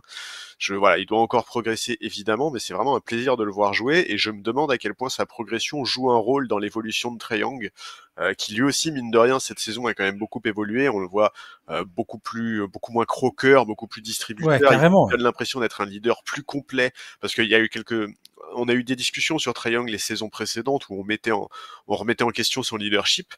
Et tu D'après te les souviens échos. en début de saison, je t'avais dit aussi que ça m'énervait beaucoup de voir Trae Young prendre des tirs totalement Bien sûr. déconnectés de la dynamique collective et j'ai l'impression que des fois c'était vraiment des tirs pas égoïstes mais qui n'avaient pas lieu d'être, tu vois, tu avais autre chose à faire, je pense et il s'est vachement calmé ces dernières semaines. Ah bah déjà, il a jamais aussi peu shooté en NBA depuis sa Oui, saison 1, carrément, je ouais. crois. Donc oui, non, bien sûr. Moi, je trouve ça très bien et je me demande si l'éclosion de Jalen Johnson ne joue pas un rôle là-dedans. Après, c'est peut-être aussi sa relation avec Quinn Snyder et tout. Tout est possible. En tout cas, c'est trop bien ce qui se passe à Atlanta. Moi, je suis d'accord avec toi. C'est une équipe qui est vraiment super agréable à voir jouer. Et vraiment, Jalen Johnson, c'est une pépite incroyable, ce mec-là. Carrément. Il faut en prendre soin, il faut le chouchouter et le couver, parce que lui, vraiment, il peut les emmener très loin, je pense. Ouais, je pense aussi. Les Minnesota Timberwolves, clairement, c'est la galère pour retrouver la dynamique de la saison passée sans Karl Anthony Towns, qui a été envoyé aux Knicks. Ma résolution, tu la connais, Charlie, se débarrasser de Julius Randle sans tarder le plus rapidement possible. Même si ça signifie potentiellement prendre le risque de rater le play-in, mais cette équipe n'ira nulle part avec Julius Randle. Je persiste et je signe concernant ce joueur. J'aime pas son attitude. Il a beaucoup de talent. C'est un joueur qui a du talent, clairement. Il sait faire plein de choses sur un terrain. Mais ce n'est pas un joueur avec qui tu vas avoir des ambitions, des vraies ambitions. Donc voilà, c'est la seule chose que j'ai à dire. Moi, encore plus important, je pense qu'il faut gérer la frustration d'Anthony Edwards, qui est visiblement extrêmement agacé par cette saison. Et attention, quelque part, on peut le comprendre. Hein, la saison dernière, et il est le visage d'une des équipes les plus performantes à l'Ouest, finaliste de conférence après avoir sweepé Phoenix, sorti Denver. Et puis il y a eu le trade de Towns, l'arrivée de Randle, les résultats décevants, ils sont que 8e, je crois, et surtout, il multiplie les signes de frustration. Il a eu des mots très durs il y a quelques semaines sur l'attaque de son équipe après la raclée qu'ils ont prise face à New York en expliquant qu'ils n'avaient aucune identité. Et surtout, en fait, je trouve qu'il a un discours qui n'a aucun sens. En fait, d'un côté, non mais attends, Souvent avec Anthony mais Edwards. ouais, d'un côté il dit c'est pas de la faute du coaching staff, c'est de notre faute. Et dans la phrase suivante, il te dit les joueurs sur le parquet ne savent pas quoi faire, il y a pas de spacing, il fait des espèces de sous-entendus. Le journaliste à un moment lui demande quelle est la solution, il répond je préfère rien dire parce que les gens vont pas aimer ce que je vais dire et tout. Enfin bref, ça n'a aucun sens. Ce qu'il dit n'a aucun sens. Et en fait, le problème de ce que tu dis, moi je suis d'accord avec toi dans l'absolu, il faut absolument se débarrasser de Julius Randle. Le problème, c'est que si tu loupes le play-in parce que tu t'es débarrassé de Julius Randle en cours de saison, la frustration Mhm. d'Anthony Edwards, elle va exploser. Elle va exploser. Ah oui, je Là, vois ce que tu veux déjà, dire. après le match contre Boston, où il pétait les plombs, il pète les plombs sur tous les jours sur un nouveau truc, de toute façon. Après le match contre Boston, il était hyper frustré après les prises à deux qu'il y a eu sur lui, et il dit moi j'ai 23 ans, je veux pas passer mes matchs à faire des passes. Bon, alors déjà, je suis désolé, mais la phrase, elle est lunaire. Mais en plus, enfin, tu vois, à 23 ans, il a pas non plus envie de louper le play-in ni les playoffs, en fait, Anthony Edwards. Et donc, le problème, en fait, de prendre le risque de dégager Randle maintenant et donc de te retrouver en fin de saison à ne rien jouer du tout, c'est que je pense sincèrement que ça va être un très gros problème pour lui. Et moi, je vais être franc, je trouve qu'il est vraiment en train de devenir très pénible dans ses déclarations. Encore une fois, je comprends sa frustration de voir les décisions prises par le front office après la finale de conférence qu'ils ont joué la saison dernière. Mais là, il est vraiment trop frustré, Anthony Edwards. Et pour moi, le truc le plus important aujourd'hui pour les Wolves, c'est de s'assurer en fait qu'il va pas finir par péter les plombs et par dire bon bah les gars, moi je veux me barrer quoi. En même temps, il a un contrat, Edwards, il est signé pour un bon moment. Donc, si demain il dit j'ai envie de me barrer, et de toute façon, les Wolves sont pas du tout tenus de le transférer. Donc, Ouais, est-ce que vraiment les Wolves, vu la mentalité des propriétaires, veulent se retrouver avec leur franchise player qui ne veut plus être là, qui continue bah à ouais. perdre dans le Alors déjà, vestiaire, ouais, enfin, il y tu a une vois? grosse lutte. Il y a une grosse lutte à qui appartient l'équipe déjà, Oui, non puisque mais le gars qui oui, c'est voulait vrai. vendre, Glenn Taylor, a dit finalement j'ai plus envie de vendre. Non, c'est Au vrai. moment où l'équipe était en train de remonter la tête. Enfin Mais bref. si tu veux, aucune direction n'a envie de voir le visage de sa franchise, tu vois, ne plus vouloir être là en fait, quoi. Ah non, non, non, bien sûr. Mais non, mais tout à fait. Mais après, je pense que cette équipe des Wolves, là, effectivement, ils sont au ras du play-in, c'est-à-dire qu'ils sont à égalité là dans le haut classement. Ils sont à égalité avec les Warriors. Warriors et les Spurs. Ouais, bien sûr. Et les Suns sont en embuscade derrière. Enfin, il va y avoir un déçu dans cette histoire, ça c'est sûr et certain. Donc, donc à voir. Mais je sais pas. Pour moi, les Wolves, enfin, Julius Randle ne fait pas partie de la solution. Il a une option joueur là, c'est pour la saison prochaine qu'il fera forcément jouer.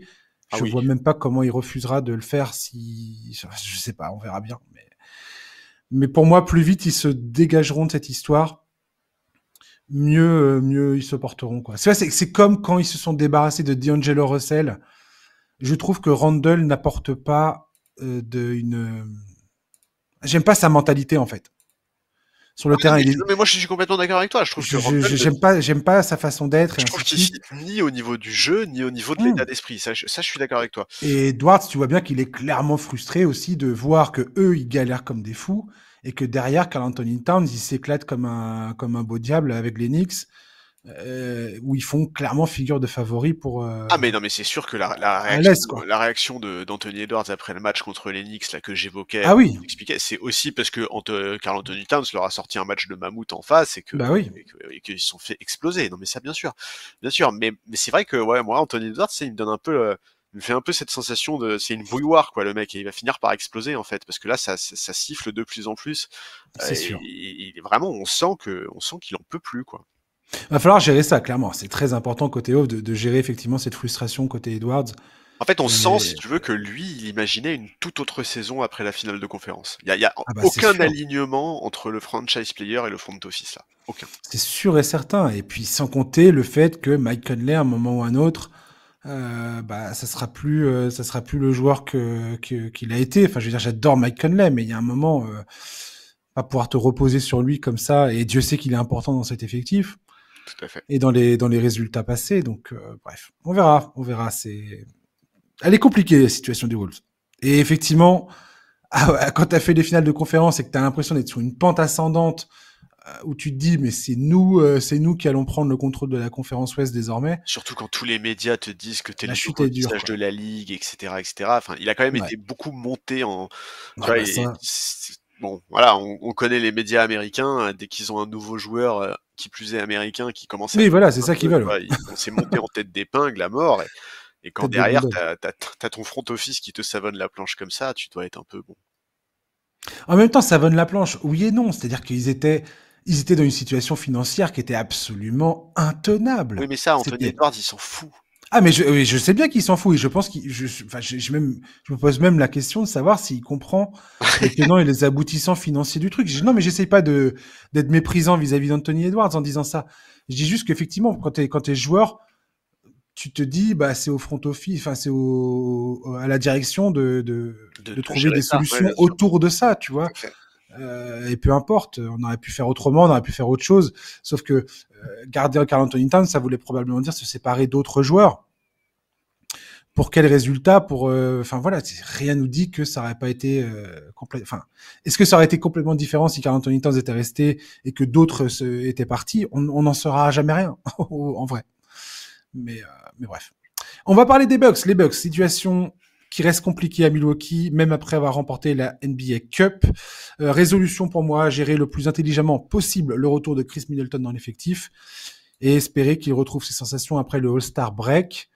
Et puis après, bah, Jen que pour un pour les Bucks. Je veux dire, c'est miraculeux déjà qu'il s'est gagné cette cup. Oui. Donc, bon, je sais pas trop quoi penser des Bucks, en vérité. Bon, écoute, comme on est sur un numéro un peu plus léger et plus détendu, je vais être très clair et tu sais très bien ce que je vais dire. La meilleure résolution pour moi, c'est de changer le coach, hein. Allez, bim, Doug Voilà, Rivers, tu l'as pas volé je celle-là. suis Bam. désolé, on va pas refaire le débat une 50e fois. Je trouve vraiment qu'il a des limites trop importantes. Je trouve sa réputation surfaite au regard de ses résultats depuis son titre avec Boston. Alors, en plus, tu sais que ça fait des semaines que je me retiens, hein, parce que il y a quelques semaines, il a fait une conférence de presse dans laquelle il a défendu son bilan de head coach en disant qu'il avait gagné des matchs partout. Mais mec, tu as coaché les Clippers, les Sixers et les Bucks. Encore heureux que tu gagnes des matchs. Je trouve ça hallucinant comme remarque. Et ouais, enfin, ça fait plusieurs saisons maintenant qu'on voit des jeunes coachs avoir des résultats remarquables, tirer la quintessence d'effectifs bien plus limités que ceux qu'il a eu entre les mains ces 10 dernières années. Je suis persuadé que Milwaukee peut trouver bien mieux comme coach. Et en fait, je comprends pas l'intérêt de faire des trades de grande envergure pour ramener à Antetokounmpo des lieutenants et lui donner une équipe capable de jouer le titre et de malgré ça confier l'équipe à un coach qui démontre maintenant depuis 10 ans qu'il est incapable de gagner le titre. Voilà, je comprends pas. Écoute, ça a été un choix par défaut, là, puisque quand Lillard se pointe, c'est Adrian Griffin qui C'est était un choix coach. par défaut, tu lui donnes pas un contrat aussi colossal. Ah, c'est sûr, ouais. Bah voilà. Parce qu'aujourd'hui, c'est pour ça Il a qu'il est encore une encore en poste, aura, il hein. a encore une aura, Doc Rivers. Mais C'est c'est encore des gens qui incompréhensible pensent. qu'il ait encore une aura. Je suis désolé. Je suis Eh ben, désolé. écoute, c'est le cas, hein. Ouais, mais Faut c'est voir c'est pas les normal. chèques qu'il arrête pas d'encaisser. C'est vraiment. Tu sais que ça me rend triste, hein, moi, pour Antetokounmpo et tout. Vraiment, je me dis, mais même si cette équipe, elle se mettait demain à jouer super bien, à revenir dans le trio de tête à l'Est et tout, mais Le coach va leur savonner mais la ouais, je pomme. C'est ça croirais que tu pas veux une dire. seule seconde au fait qu'ils aient une chance de gagner le titre. Ouais. Écoute, en tout cas, je pense pas que ça va être cette saison, en tout cas. Non. Mais si Chris Middleton revient bien, peut-être que ça peut être un peu. Ils peuvent être vraiment compétitifs, quoi. Ouais, Ça je lui peut. souhaite. De toute façon, hein, c'est un Voilà. super joueur. C'est un effectif qui est sympa, hein. Il y a vraiment des joueurs que moi j'aime beaucoup dans cet effectif, mais bon. C'est ce qu'on a envie de voir. Les Clippers, ils sont là, les Clippers. Ils sont en train de le faire, malgré l'absence de Kawhi Leonard. Alors, l'autre fois, on en a parlé, il devait potentiellement revenir au moment des fêtes de Noël, et puis non, finalement non. Là, il va peut-être revenir là, maintenant, là, En dans janvier, ouais. en janvier, début janvier, là. On va arrêter d'annoncer des dates parce que faut arrêter, mais voilà. Donc, résolution pour les Clippers, allez allumer un cierge et prier pour que Kawhi Leonard ne se blesse plus d'ici la fin de la saison, une fois qu'il aura enfin remis les pieds sur un parquet. Voilà, c'est tout le mal que je leur souhaite parce que franchement, ils s'accrochent comme des fous. James Harden nous fait une saison géniale. Franchement, c'est une vraie bonne saison qu'il nous fait. Donc j'ai envie de voir ces Clippers continuer sur cette lancée, de voir ce que Kawhi peut apporter à cet effectif. Et puis à partir de là, on verra bien. On en reparlera, je pense. Si Kawhi joue et joue bien, on aura l'occasion de reparler des Clippers, je pense. Ouais, bah oui, c'est ça, hein, c'est très basique, mais évidemment, il faut mettre des pièces dans le puits au souhait, faut lui mettre des pattes de lapin dans le vestiaire partout, il faut prier pour C'est ça. que Kawhi réussisse à être en forme en playoff. Alors évidemment, en fait, on peut même pas dire le préserver. En forme tout court, déjà. En playoff, je te trouve très prétentieux, Charlie. Mais c'est ça S'il te plaît. l'objectif. Oui, mais c'est ça. Calme-toi. Mais c'est ça l'objectif. Déjà qu'ils finissent la fin de saison. Mais non, justement, en fait, c'est ça Qu'ils l'objectif. participent à cette saison régulière, déjà. On s'en fout qu'il participe à la régulière. Ce qu'on veut, c'est qu'il soit là au play-in et en play-off. Mais après, Oh là là, t'es fou, toi, t'es complètement, c'est ça. En tu fait, vas trop loin, là. ce que je trouve terrible, si tu veux, c'est qu'on peut même pas dire le préserver, parce qu'en fait, C'est un peu le Tony Parker qui sommeille en toi, là. T'as des rêves complètement fous, on se moque de tes rêves, tu non vois. mais tu vois, en fait, on sait très bien que même s'il joue pas les back-to-back, même s'il le load manage, en fait, il peut se reblesser à n'importe quel moment. C'est pas juste une Ah question bah de le oui. préserver, c'est pas juste une question de lui épargner certains matchs et tout. C'est Dès ça qui qu'il est met un terrible. maillot, C'est pour ça que ouais. toi tu parles d'allumer un cierge et que moi je parle depuis au souhait. C'est qu'en fait, y a pas de recette, il y a pas d'histoire de bonne Il n'y a pas de gestion ou méthode. quoi. Ouais. Mais le fait est que les espoirs d'un bon run de playoff des Clippers sont 100% dépendants de sa santé. Ah, mais entièrement. Donc voilà, hein, En fait, les Clippers, ça peut passer d'une équipe fun et rigolote, mais qui va se faire, qui va se faire fesser au premier tour des playoffs si jamais ils y arrivent, à une équipe qui tout le monde a envie d'éviter. peut vraiment être très ennuyeuse, quoi. Ah mais les Clippers avec Kawhi, personne n'a envie de les jouer. Ouais. Qui Personne. peut casser un ou deux rêves comme ça, mine C'est de clair. rien, quoi. Ouais, je suis complètement d'accord. Mais bon.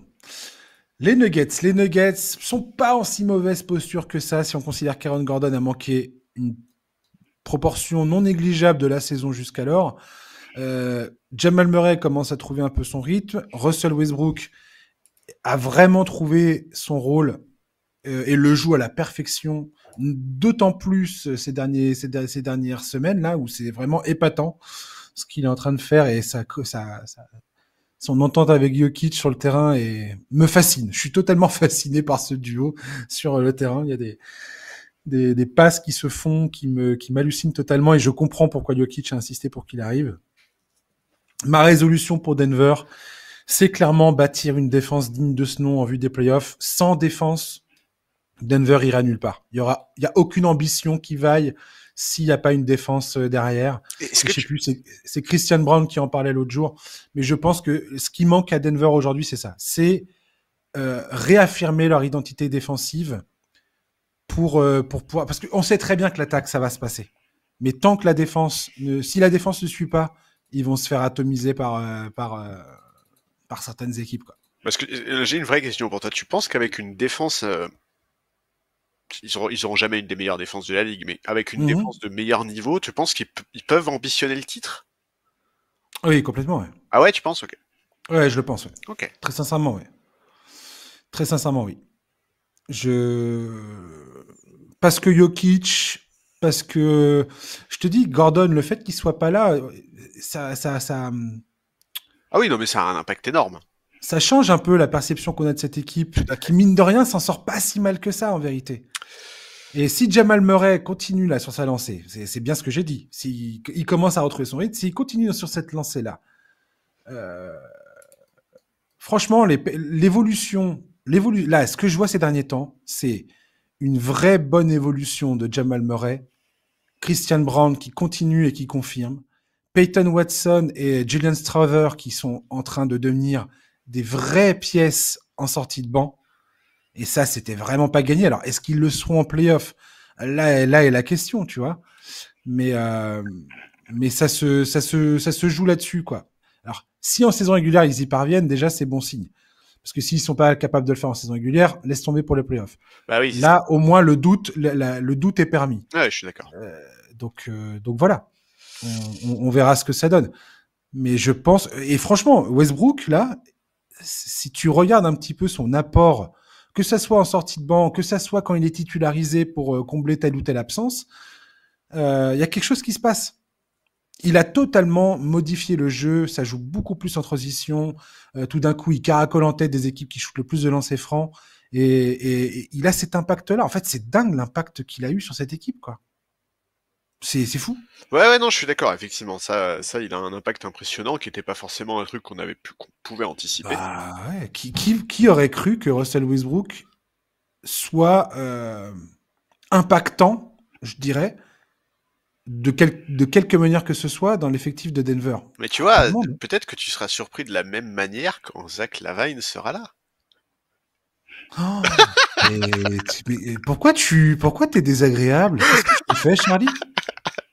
Non, mais Bah, c'est vrai, vas-y, non, là. regarde, tu t'attendais pas à ce que Westbrook s'affiche Mais non, mais je bah, m'attendais c'est pas à tout ce que tu sois, avec je Lavine, m'attendais pas à ce que tu tapes en dessous de la ceinture, non, Charlie. mais je plaisante. Non, mais Mais je sais, je je crois pas que cet effectif en l'état, il puisse ambitionner le titre. Je vais être très franc. Je reste tellement déçu, moi, par ce qui s'est passé à Denver, la gestion de l'après-titre. Je trouve qu'elle a été tellement catastrophique que, bah, justement, moi, en 2025, j'aimerais bien essayer de les voir corriger un peu ce gâchis-là, en étant actif sur le marché. Alors, évidemment, j'ai dit Lavine pour te troller, mais j'ai pas du tout de cible précise en tête ou quoi.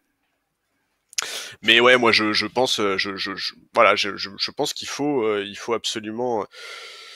Je pense que quand tu possèdes en tes rangs le meilleur joueur de la ligue depuis des bien sûr. années, un mec qui est en train de rentrer dans l'histoire de la NBA de par son niveau phénoménal et qui est en train vraiment de bouleverser absolument tout ce qu'on croyait. Tu vois, par exemple, quand on a fait le mailbag, là, on a évoqué si on devait faire le meilleur 5 de l'histoire de la ligue, bah, je suis désolé, mais plus la carrière de Jokic elle avance, plus il devient incontournable, Inévitable, ouais. Ouais. ouais, incontournable au moment au moins d'évoquer son nom dans ces genres de questions-là et tout. C'est fou ce qui se passe avec Jokic et il mérite tellement d'avoir une équipe qui lui permettrait de jouer les finales chaque année et c'est plus le cas, c'est plus le cas parce que le front office a pris des décisions que je trouve vraiment nulles et j'aimerais bien que 2025 soit l'année où soit le front office se remet en question et change de braquet, soit il faut des nouvelles personnes à la tête du secteur sportif de la franchise et voilà. Le problème, c'est d'avoir fait le pari, c'est la distribution de l'argent Ah oui. et le fait que le second de Jokic, ça soit Jamal Murray, qui est quand même injury prone de fou. Et qui est pas fiable. Non mais au-delà de l'aspect physique, je suis désolé, mais il a pas un niveau de performance stable au plus haut niveau. Ah bah non, voilà, il est hyper aléatoire, ouais. Bah, c'est pas normal. Enfin, tu vois quand Ah non, c'est pas normal. En tout cas, il est payé comme un lieutenant, oui. alors que bah des fois, c'est plutôt un fantassin basique, Et quoi. quand tu regardes tous les mecs qui ont dominé la ligue ces dernières années, et quand je dis dominer la ligue, je veux dire avoir le duo sacré MVP et titre, mais qui a été aussi mal entouré que Nikola Jokic, franchement. Mais Nikola Jokic a été entouré de. En fait, il a eu beaucoup de blessures autour de lui. Du moment où il a commencé à éclore en 2021, première année de son MVP. À partir de ce moment-là, il y a eu beaucoup de blessures. Après, il y a eu l'arrivée d'Aaron Gordon, la remise en vraiment la confirmation que Jamal Murray qui confirme ce qu'il avait montré dans la bulle euh, en playoff. Et là, il se fait les ligaments. Tout ça pour finalement revenir la saison suivante. Et c'est là qu'il gagne le titre. Il a manqué quasiment un an, Oui, mais Jamal Murray. d'accord, mais au-delà de cet aspect blessure, je suis désolé, je maintiens, si tu regardes la liste des champions NBA de ces 10 dernières années, cite-moi un mec qui est aussi mal entouré que Jokic, en termes de Ah non, lieutenant. mais ouais, Il y ouais, en a pas. j'entends bien. Il y en a Ah non, pas. il y en a pas, non. Et c'est pas Mais c'est normal. ça, mais c'est pour ça que je reste confiant. C'est que Jokic, c'est un problème pour 80, je sais pas, pour la totalité de la Ah ligue. oui, Il y non, a pour la personne qui peut arrêter totalité. ce Ah oui, type-là. non, absolument. Oui. Si tu lui mets des joueurs corrects autour de lui, que Jamal Murray arrive en playoff et que le Jamal Murray playoff, enfin les performances de Jamal Murray, Murray devient potentiellement un autre joueur en playoff. Donc si tu si tu crois en ça, tu peux rester confiant. Michael Porter Jr. montre encore, enfin continue sa progression. Il est jeune, Ouais. Michael Porter Jr. Aaron Gordon, il faut absolument qu'il soit en bonne forme quand les playoffs entament, commencent.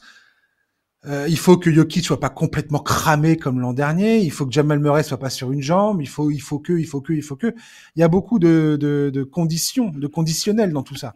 Ça, J'avais c'est sûr que Denver n'est pas du tout une équipe qui, bien que je pense qu'elle peut jouer le titre, c'est une des équipes les plus fragiles, on va dire, Elle n'est pas construite pour le dans la titre. quête du titre, quoi. Elle n'est pas construite pour le titre, cette équipe. Pour moi, elle n'est pas Bah, construite pour le titre. pour moi, si, puisque la plupart des joueurs qui composent cet effectif ont gagné le titre. Enfin, l'ossature est composée de joueurs qui sont allés au bout. Donc, pour moi, ça tient la route. Après, t'as Russell Westbrook, et les gros inconnus, c'est Strausser et Watson. Watson était injouable l'an dernier en playoff. Ouais, c'est vrai, c'est vrai. Mec, contre Minnesota, il shootait des airballs à 3 points et au bout de 2 matchs, il était out, quoi. Il était injouable.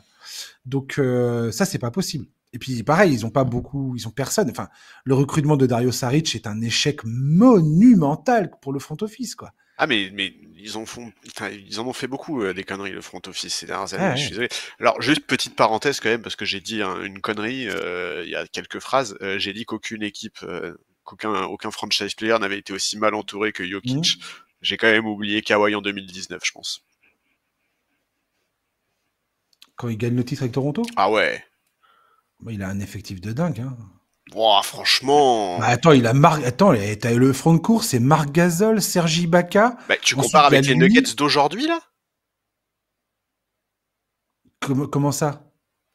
Bah, Tu veux dire que il est pas bien entouré, Kawhi? Ah ouais, je trouve que ouais. Ou tu dis qu'il est bien entouré? Non, je trouve qu'il est pas bien entouré, non. Comparé pardon aux Nuggets d'aujourd'hui, aux Nuggets champions, je veux dire comparé aux Nuggets de 2023, je trouve que Kawhi en 2019 c'est quand même pas la folie. Hein. Oh là, il y a un gros débat à avoir là. Ouais, on le fera une autre Ah, fois. alors pour moi, clairement, les Raptors 2019 sont beaucoup mieux fournis que les Nuggets 2023. Parce que Bruce Brown, on est tous là aujourd'hui à dire ah bien sûr Bruce Brown. Et Bruce Brown, c'était loin d'être une. Enfin, je veux dire, il faut quand même bien penser que les Nuggets en 2023, tout le monde dit que Jokic a pas gagné de titre, que ça justifiait le fait qu'il n'ait pas son titre de MVP et que tout le monde se posait bien la question de savoir s'il était capable de le faire, quoi. Ouais, mais bon, tu vois, en 2019, Gasol, Euh, il a 34 ans, enfin, non, mais tu vois, c'est plus non, le mais prime, quoi. il y a Aaron Gordon, Michael Porter Jr. qui est quand même sur comment dire, une spécificité physique qui est particulière. Jamal Murray qui revenait de blessure. Bruce Brown qui était le meneur titulaire et en même temps le sixième homme. Jeff Green, elle va mettre un billet sur le fait que Jeff Green soit encore potable à ce moment-là. Franchement, c'était... Ouais, c'est pas faux, c'est pas faux. Non, Fallait il y a un fallait débat, s'accrocher, quoi. c'est vrai, il y a un débat. Christian Brown, qui est un rookie, qui tout d'un coup se révèle être plutôt utile, mais pareil, va prédire que Christian Brown allait jouer un match des finales NBA avec l'efficacité qu'il a eu dans je sais pas, c'était le Game 3 ou le Game 4, je sais plus. je sais pas, c'était improbable, quoi. Ouais. Donc Raptors, on a Danny Green qui était quand même un mec ultra confirmé, Kyle Lowry qui était l'âme de cette équipe des Raptors, Marc Gasol qui avait été transféré par Ujiri en cours de saison, Serge Ibaka qui a eu de très bonnes années, énormément d'expérience avec le Thunder auparavant. T'as Pascal Siakam qui se révèle, t'as comment il s'appelle, Powell qui à l'époque est pareil, est encore un jeune joueur, mais on sait aujourd'hui à quel point il est valeureux. Bon, je sais pas. Il y a un débat. Écoute, ouais, il y a débat. Moi, Gasol, il était quand même en bout de course. Bon, il fait des très gros playoffs, hein, Ouais, mais bon, il est décisif face à Philadelphie. Oui, non, mais je suis Et c'est d'accord. lui qui tient en bid. Non, mais Sans d'accord. lui, Oui, mais c'est comme si Philadelphie, il passe, quoi. oui, mais c'est comme si quand quand tu me parles des Nuggets, je te dis, oui, mais regarde le match qui fait Christian Brown. D'accord, mais c'est difficile d'anticiper ça avant, tu vois, en Ah prenant oui. compte son âge, etc. Mais bon, Ouais. écoute, on fera le débat une autre fois parce que là, sinon ça va faire un numéro de 3h30, là. C'est clair. Après les Nuggets, tiens, regarde, je t'ai mis les Lakers. Les Lakers se sont clairement renforcés avec les arrivées de Dorian Finney-Smith et Chuck Milton Ouais. pour épauler Anthony Davis et le meilleur joueur de 40 ans de tous les temps, LeBron James. Résolution pour les Lakers. Parvenir à intégrer les nouvelles recrues à temps pour les playoffs. Et franchement, Dorian Finney-Smith, quelle pioche Ouais, super. exceptionnelle. Super. Je sais pas si ça change énormément de choses côté Lakers, mais ça peut. Ça peut complètement changer beaucoup de choses. Alors je sais pas effectivement si ça change vraiment la destinée de l'équipe, je sais pas du tout. Bon moi la résolution numéro un c'est continuer à miser sur Austin Reeves et prier pour que pour qu'il confirme tout le potentiel qu'on entrevoit chez lui, là, depuis qu'il est responsabilisé encore plus à la création avec le départ de D'Angelo Russell, les absences de LeBron et tout, on voit tout ce qu'il peut apporter. En décembre, il a sorti des matchs vraiment très très propres. Là, depuis Noël, bon alors c'est un échantillon qui est très très limité évidemment, mais depuis Noël, il tourne en 25,12 passes.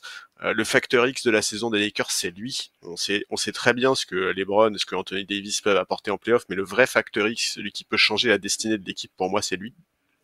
Alors, on peut évidemment discuter pendant longtemps de l'éventualité de monter un trade, de la recherche d'une nouvelle star à mettre aux côtés de LeBron, blablabla. C'est un truc qui agite les réseaux sociaux quasiment tous les jours. Mais pour moi, la franchise a bien plus d'intérêt à continuer à développer Reeves. Il a l'air de s'éclater dans les systèmes de cette équipe. Et je pense que s'il continue à ce niveau de performance, alors déjà, son contrat va devenir un des plus intéressants de la ligue. Ce mec-là, il ne touche que 13 millions la saison. La saison prochaine, c'est 14. Il a une player option à 15 millions en 2026-2027. Mais ouais, voilà, le potentiel de ce mec-là, en fait, moi, j'arrive pas à savoir. J'arrive pas à savoir l'étendue du potentiel de ce mec-là, et pourtant, je le vois quand même beaucoup jouer. Mais je sais pas jusqu'où il peut continuer à progresser, et j'ai envie de voir ça sous le maillot des Lakers, parce que je pense vraiment que c'est une vraie pépite, ce mec. Ouais, mais je suis absolument d'accord avec toi. Et j'ai hâte de voir comment ils vont réussir à bâtir avec ces nouvelles recrues, là, comment ils vont réussir à intégrer tout le monde dans cet effectif. Ouais, ça va être intéressant. Voilà, parce que là, pour l'instant, on est d'accord que dans le classement, les Lakers sont 6e, donc pour l'instant, ils sont pas play-in, et ils ont les Clippers sur les talons. Ils sont pas loin des Mavericks. Les Mavericks, on va en parler tout à l'heure, mais Luka Doncic est parti pour manquer tout le mois de janvier quasiment. Denver est pas loin non plus. Donc ils sont là, les Lakers. Ils sont là. Ouais, ils sont bien là. Ouais, carrément, ouais. Étonnamment. Après, ils ont un calendrier dur. Très bon move encore. Ils ont un gros calendrier à venir. C'est sûr. Donc on verra bien. Orlando, les blessures s'accumulent, mais le Magic est toujours debout. Pour combien de temps? C'est ça la question. La résolution pour moi, c'est s'assurer que Paolo Banchero, qui devrait revenir dans pas trop longtemps, et Franz Wagner reviennent en pleine possession de leurs moyens le plus rapidement possible. Parce que j'ai pas envie de voir la belle saison d'Orlando être gâchée par tout ça, par toutes ces blessures. Déjà, il y a Maurice Wagner qui est out pour la saison là. Ça, c'était vraiment la news qui était un peu, qui faisait de la peine. Ouais. Quand ça s'est produit. Donc voilà, j'ai envie de voir Orlando en bonne forme à l'entame des playoffs et j'espère vraiment que ça va se passer. Parce que franchement, cette équipe, elle mérite d'avoir... Enfin, ça me gonflerait mémorablement de voir cette équipe se faire saccager par les blessures alors qu'ils étaient en train de vraiment concrétiser quelque chose qui a un collectif, enfin, il y a tout ce qu'il faut, quoi. Tout se passe bien à Orlando. Donc, enfin, tout se passe bien jusqu'à ce que toutes les blessures s'accumulent. Bah, moi, je trouve que ça continue à pas mal se passer, hein, Ah, mais malgré oui, non, mais ça, tu ils vois. sont incroyables. Moi, Ils sont absolument incroyables. ouais, moi, je pense il faut pas se précipiter pour le retour des blessés, parce que tu l'as dit, le plus important, c'est que ces mecs-là, ils arrivent en forme en playoff. Cette équipe, elle démontre une résilience qui est absolument hallucinante. Honnêtement, je trouve que ce qu'ils font, c'est très sous-estimé. Quatrième à l'Est, malgré la perte de leurs deux meilleurs joueurs, c'est hors norme. Ces derniers mois, on a énormément parlé d'équipes qui ont dû faire le deuil de leurs ambitions à cause des blessures. Eux, ils prouvent qu'avec un bon collectif, une équipe qui est bien coachée peut malgré tout faire bonne figure. Et Ouais, je trouve ça génial. Et j'espère surtout qui vont conserver cet état d'esprit malgré le retour des blessés, tu vois. C'est en fait, ouais, tout à fait. il y a une force collective qui est tellement dingue. À chaque fois qu'ils perdent un joueur sur blessure, il y a du monde pour step up, il y a du monde pour leur C'est permettre de ça, ouais. conserver un bilan équilibré. Tu sens que les mecs ils prennent du plaisir à se battre tous les soirs, à arracher des victoires et tout. Et j'espère vraiment, tu vois, que quand ils seront revenus dans pas dans l'opulence, parce qu'ils ont pas non plus un effectif qui est incroyable. Je sais pas, c'est pas un effectif all-time quand tout le monde est au complet, mais j'espère vraiment, tu vois, que le retour de Banchero et Wagner va pas les installer dans un espèce de confort, tu vois. J'espère qu'ils vont garder vraiment cet état d'esprit-là, cette mentalité-là, cette force collective-là, parce que pour moi, c'est vraiment ça l'identité de cette équipe. Ouais. Les Mavericks, l'année commence donc sans Luka Doncic qui est à l'infirmerie. Ils ont la ferme intention, ils l'ont annoncé, hein, de ne pas surexploiter Kyrie Irving pour pallier son absence. Donc pour moi, la résolution côté Mavericks, c'est vraiment de faire bien attention de ne pas cramer le reste de l'effectif pendant que Luka se remet. Et voilà, et de réussir à se maintenir dans ce top 6 de la conférence Ouest. Comme on l'a dit, si tu regardes le classement, c'est quand même tout se joue dans un mouchoir de poche. À partir de de la deuxième à la septième, ouais, non, jusqu'à la 10e place, ça se joue. Il y a 5 matchs qui séparent les Grizzlies des Spurs, quoi. 5-6 matchs, c'est peu, hein. Bah ouais, Donc, donc voilà, pour moi, les Mavericks, c'est gérer intelligemment les minutes. Et l'objectif pour Dallas, c'est vraiment d'arriver avec tout le monde debout et prêt à partir au combat une fois les playoffs qui se lancent, quoi.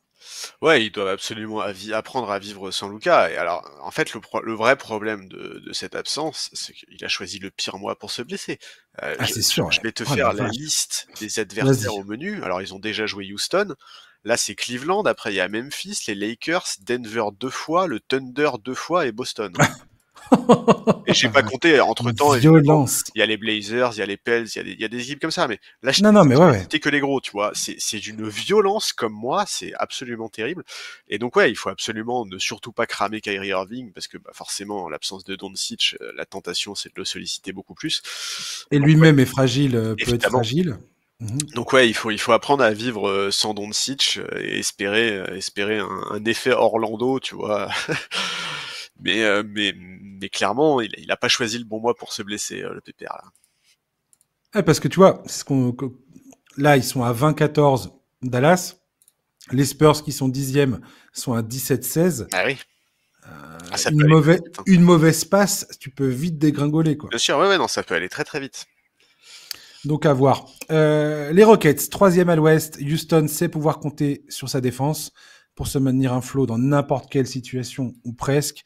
La résolution de 2025, c'est continuer pour moi de construire les automatismes nécessaires en attaque et surtout s'améliorer dans le clutch. Ils sont pas super bons, notamment au mois de décembre là pour terminer les matchs serrés. Voilà, mais les Rockets, ça reste une des vraies bonnes surprises de la saison. Et tant que la défense va, je me fais pas trop d'inquiétude concernant les Rockets. Alors ouais, je suis d'accord avec toi, mais moi pour autant, j'ai pas énormément d'attentes en fait pour cette saison. Pour moi, c'est vraiment la saison de l'éclosion et je vois pas trop. Tu vois, c'est ce qu'on disait quand on évoquait le cas de Jimmy Butler. En fait, les Rockets, même avec Butler, ils vont pas être champions NBA cette saison, je pense. Non, non, bien sûr, ouais. Pour Ah moi, là, les Rockets, c'est parti pour avoir l'expérience, ouais, là, voilà, c'est ça. avoir du goût, le goût du sang dans la bouche au moment des playoffs, quoi. Mais donc pour Et moi, bâtir là-dessus. la résolution, le truc important, c'est l'été prochain en fait. C'est l'été prochain, il va Ouais. falloir faire les bons choix. On en a déjà parlé dans le podcast. Cette équipe, elle s'appuie sur un noyau qui est très jeune et très talentueux avec les Sengun, Green, Thompson, Jabari Smith, Tari Eason, etc. Maintenant, il faut voir sur lesquels la franchise veut miser pour construire l'avenir, lesquels vont servir de monnaie d'échange pour faire venir des joueurs capables de faire passer un cap à un effectif qui est déjà très séduisant et pour en faire un vrai contender.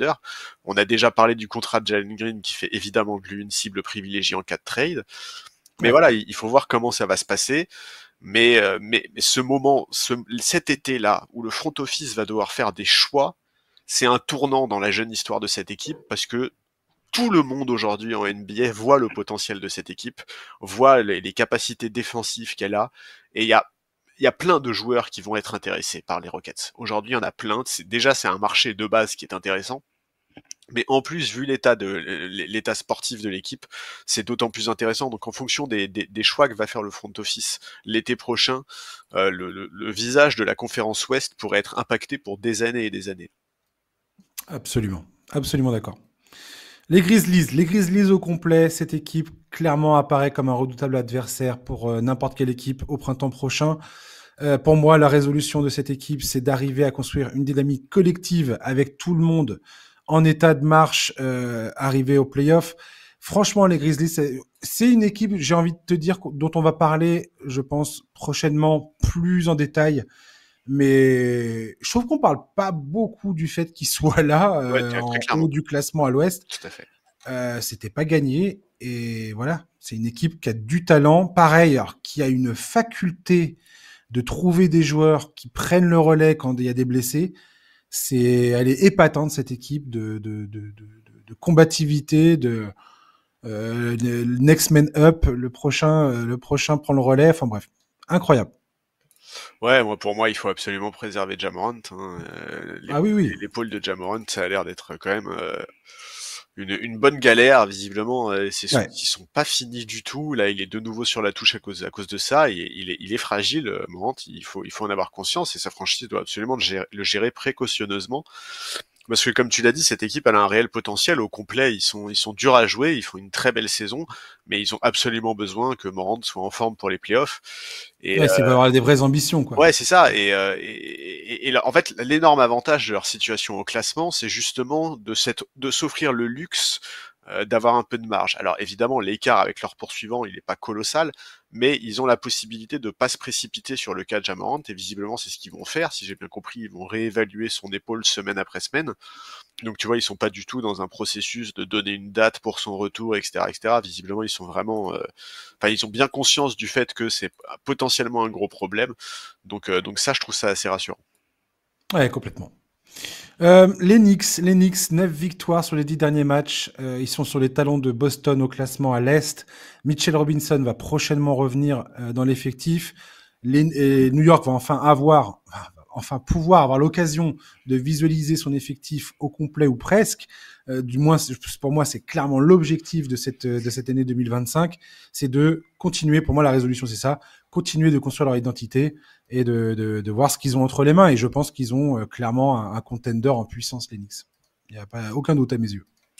Ouais, je suis d'accord, et je pense que moi, ma bonne résolution, c'est un message à Thibodeau. Tu as un banc, Tom. Fais confiance à ce N'oublie banc. pas.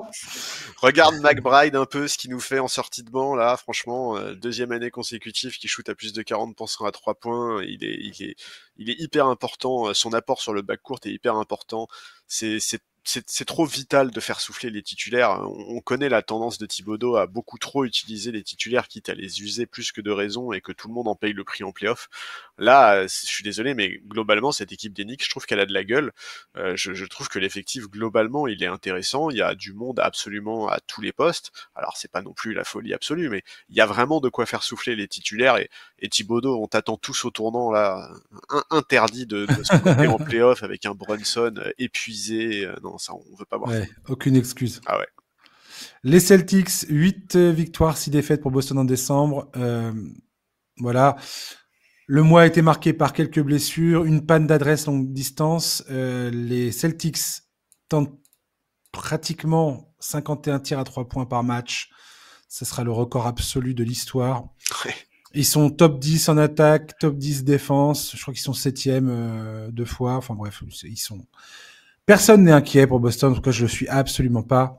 Et pour moi, la résolution côté Boston, c'est de ne pas s'endormir pendant cette saison régulière et de réussir à se maintenir à peu près éveillé, à peu près frais mentalement. Et c'est vraiment compliqué, en fait, je pense, de garder cet appétit, cette envie, ce désir, ce feu brûlant Ouais, je que suis tu d'accord. dois avoir pour aller chercher le titre. Et c'est juste ça qu'il faut côté Boston. Mais j'ai vraiment pas d'inquiétude. Ouais, bah qu'est-ce que tu veux qu'on leur souhaite, mis à part de continuer comme ça? Franchement, tu vois, en fait, ils sont tellement favoris à leur propre succession. Alors oui, il y a des concurrents, oui, le parcours en playoff sera sûrement plus complexe que la saison dernière, mais cette équipe, Potentiellement, ouais. elle est si complète, elle est si bien coachée. Qu'est-ce que tu veux leur dire, mis à part de continuer sur leur rythme, de rester sérieux, comme tu l'as dit, et évidemment croiser les doigts pour être préservé des blessures, mais sinon, voilà, il y a pas grand-chose à dire. Aucune équipe a été capable de conserver son titre NBA depuis les Warriors en 2018 et cette équipe de Boston, elle a une vraie opportunité d'y parvenir et il Ouais, faudra pas minimiser l'ampleur de ce que s'ils y arrivent, il faudra vraiment pas minimiser cet ouais, exploit je parce suis que c'est quelque chose tellement d'accord avec voilà ce que de tu dis. tellement dur de conserver son titre en NBA. Alors voilà, il faut pas gâcher cette chance par des problèmes d'ego, par des problèmes de vestiaire, par des problèmes d'attitude ou quoi. Il faut rester bien concentré, bien focus. Ils ont tout pour y arriver. Et voilà, même moi en tant que fan de Lakers, je leur souhaite d'y arriver quoi. Ah ouais, donc, t'es fou, toi. Bah non, mais tu vois, franchement, c'est vraiment, je te dis, pour moi, conserver un titre en NBA à notre époque, c'est de la folie, hein. C'est de la Ouais, non, mais folie. c'est sûr. Depuis 2010, les seules équipes qui ont réussi à le faire, elles ont été drivées par bah, les Heatles et Curry Durant, quoi. Et voilà, ouais, Curiture, enfin, C'est de la que folie. des espèces de Lamborghini Ouais, des anomalies. pimpés, quoi. Ouais, Des trucs qui sont plus possibles aujourd'hui. exactement. Le Thunder de Casey, Shaquille Alexander joue comme un MVP en puissance. Leur rookie, AJ Mitchell, vient ajouter son nom à la liste des pépites identifiées par Sam Presti et son staff, pardon, à la draft. Euh, Bah, ils ont les moyens en plus, c'est ça qui est écœurant, de faire un transfert significatif s'ils en ont le besoin, l'envie et le désir. Euh, Ils sont très haut dans le classement, tout ça sans Shelton Green dans l'effectif depuis un bon moment maintenant. Donc pour moi, la résolution côté Thunder, c'est espérer que leur pivot, qui s'est fracturé le bassin quand même, une grosse blessure, surtout pour un joueur de sa taille, soit en forme pour les playoffs et qu'il joue à pleine puissance parce que franchement, cette équipe le mérite. Elle est vraiment épatante, clairement. Enfin, je veux dire, ne jamais oublier qu'il y a encore 2, 3 ans, on voyait pas le Thunder là où ils en sont depuis l'an dernier et cette saison, quoi. Ouais. C'est, cette explosion sur le devant de la scène, elle est magnifique d'une part, et il faut pas prendre ça par-dessus la jambe, quoi. C'est exceptionnel ce qui est en train de se passer là-bas. C'est exceptionnel tant par rapport aux joueurs, par rapport au coaching, par rapport à tout à l'ensemble de l'organisation. C'est un vrai, enfin faut applaudir des deux mains ce genre de choses. Moi, C'est magnifique. j'ai vérifié parce que c'est un truc que je vérifie quasiment chaque saison maintenant depuis 1 ou 2 ans parce que à chaque fois ça me fait trop rire de voir OKC dans ces classements-là. Mais OKC cette saison c'est l'équipe la plus jeune de la ligue. Tu te rends Ouais, compte de ce délire? ouais. Je vais même aller plus loin. S'ils remportent le titre cette saison, le Thunder, ça sera l'équipe la plus jeune de toute l'histoire de la NBA à avoir remporté le titre. Je veux trop que ça arrive. J'ai trop envie que ça arrive. Je trouve ça incroyable comme histoire. Mais donc ouais, moi ma résolution pour eux, c'est clair, hein, c'est de remporter le titre dans les 2 ans. Ouais, En fait, on a déjà parlé de ce qu'on appelle la fenêtre de tir pour le titre. Cette ouais, équipe, elle est dans une fenêtre de tir parce que ces joueurs, notamment Chet Holmgren, Jalen Williams, sont dans leur contrat rookie. S'ils ont pu faire venir Hartenstein l'été dernier, c'est parce que ces joueurs-là sont dans leur contrat rookie. Ils ont une opportunité là qui est en or. Et voilà, moi j'ai j'ai très envie de voir cette équipe accéder au titre avant de se retrouver dans les histoires beaucoup plus compliquées de prolongation de contrat, de gestion d'un point de vue salarial. Ça va devenir beaucoup plus compliqué après Ah bah oui. quand ces mecs-là ne seront plus sous contrat rookie. Donc clairement, là, c'est le cœur qui parle parce que j'aime beaucoup voir cette équipe jouer. J'aimerais bien qu'ils soient champions dès cette saison et ouais, je trouverais ça incroyable qu'ils soient l'équipe la plus jeune à y arriver. Et quand on disait qu'il fallait pas sous-estimer l'exploit d'Orlando d'arriver à faire ce qu'ils font malgré les Mmh. blessures, il faut absolument pas sous-estimer ce que fait le Thunder malgré la jeunesse de son effectif, c'est incroyable. L'état d'esprit de tous ces jeunes joueurs là, et Ah Dieu ouais. sait et pareil, beaucoup de commentateurs sont là à dire ouais les jeunes, la jeune génération, gna gna gna, toujours des trucs à dire, toujours des critiques à faire. Mm. Et ben cette équipe du Thunder, c'est l'exact contraire. Ça joue juste, ça joue pour l'autre, ça joue collectif, ça défend, ça se bat, ça fait ce qu'il fait. Il y a tous les ingrédients réunis La qui font, maturité sur le parquet, elle voilà. est dingue. Alors que c'est des gamins. Le coach, c'est un coach moderne qui, voilà, Presti, c'est exactement ce que c'est devenu le espèce de dieu des general managers, ce gars, parce qu'il gère exactement comme aujourd'hui la ligue devrait être gérée. Enfin, Ouais. ça devient une des nouvelles façons de faire, c'est-à-dire identifier les talents le plus tôt possible pour justement bénéficier de cette fenêtre de tir où tu as des contrats rookies qui te permettent d'avoir des jeunes talents en plus de bonnes enfin une superstar en Shai Gilgeous-Alexander et des pièces autour complémentaires quoi. Ouais, et puis Et cette équipe elle est montée mais c'est un chef-d'œuvre. mais ça va au-delà du talent, tu vois, moi je trouve, parce que vraiment Ouais, l'attitude c'est un de ces chef-d'œuvre. joueurs sur le parquet et tout, enfin, ces mecs-là, ils ont la bonne mentalité en fait, tu vois, ils ont pas juste le bon talent, ils ont pas juste le, non, Ouais. non, ils ont aussi la bonne mentalité et ça marche trop bien et ouais, enfin, tu vois, on a parlé de Houston il y a quelques semaines en disant à quel point leur défense était fascinante, extraordinaire, etc., etc. Aujourd'hui, la meilleure défense de la ligue, c'est pas Houston, hein, c'est le Ouais. Thunder et ils leur mettent une vitesse à Houston hein, Mais en termes de carrément. différentiel, quoi. Et tout ça sans Cheltenham Graham, c'est complètement Ouais, fou. oui, c'est C'est fou. complètement dingue quand il pense. Ouais, non, c'est trop bien. C'est pour ça, j'aimerais vraiment que ce joueur-là revienne et que ça se concrétise côté OKC quoi. Je suis bien d'accord. Parce que il mérite. J'ai envie de voir cette organisation, cette franchise être récompensée pour euh, pour toutes les choses qu'ils font dans le bon sens. Ouais, tout à fait. Et il n'y a pas un seul, enfin quasiment, c'est quasiment un sans faute à tous les niveaux de l'organisation quoi. Ah oui, je Et suis complètement voilà. d'accord. Je suis... Alors après, on peut critiquer certaines choses. Hein, voilà, moi je suis pas le premier fan du jeu de Shai Gilgeous-Alexander, ses provocations de faute, tout ça. Mais qu'est-ce que tu veux? Le gars, il est historiquement, il est en train de planter des pourcentages de réussite historiquement hauts en termes de réussite à mi-distance. Il est inarrêtable. Il est inarrêtable. Il y a peu de joueurs comme ça où tu les vois sur un terrain où le gars, il sait exactement où aller chercher ses points et personne ne peut l'en empêcher. Ouais, tout à fait. Personne. C'est fou. Et il joue juste. T'as jamais l'impression qu'il croque, t'as jamais l'impression qu'il force. Alors en playoff, on verra. L'an dernier, pour le coup, Dallas les a poussés dans leur retranchement. Et on verra s'ils ont appris les leçons. Ça sera déterminant. Et ça sera passionnant à suivre. On va terminer avec Cleveland. Max Strus est venu renforcer la meilleure équipe de la ligue, qui possède déjà un des meilleurs bancs de la NBA et qui fait partie des 14 franchises de l'histoire à avoir, au moment du passage de la nouvelle année, remporté 28 de ses 32 premiers matchs. 8 équipes sur les 13 précédentes ont remporté le titre la même année. Pour moi, la résolution concernant les Cavaliers, c'est maintenir la même dynamique jusqu'au printemps, éviter les blessures, parce que j'ai envie d'avoir aucun de ces joueurs manquer les playoffs. Mm. Et j'ai envie qu'elle arrive à pleine balle. Pareil pour les Knicks. J'ai envie d'un match, il y a des confrontations de dingo qui peuvent se passer à l'Est. Vraiment. Ça peut être des affiches de zinzin, quoi. Entre les Cavaliers, les Knicks et les Celtics, il y a moyen d'avoir des séries, mais je sais, tous les ans on dit ça, il y a toujours des blessures qui viennent gâcher l'histoire, mais voilà ma résolution pour les Cavaliers. Franchement, c'est cette équipe, c'est un délice à voir jouer en plus. Ça joue tellement bien au basket, c'est un bonheur. Voilà. Ouais, et puis en plus, alors déjà, je suis complètement d'accord avec toi, hein, il faut qu'il continue sur le rythme qui est le leur depuis le début de la saison. Ça peut paraître hyper basique, mais cette équipe, elle joue vraiment bien, elle est efficace des deux côtés du parquet, et je comprends pas, c'est énigmatique pour moi de voir à quel point cette Mhm. équipe, elle est encore sous-estimée par beaucoup de fans NBA, qui parlent d'un feu de paille, qui disent que la saison régulière, ça n'a pas de valeur, qu'en playoff, ça sera pas la même histoire. Moi, je comprends pas pourquoi.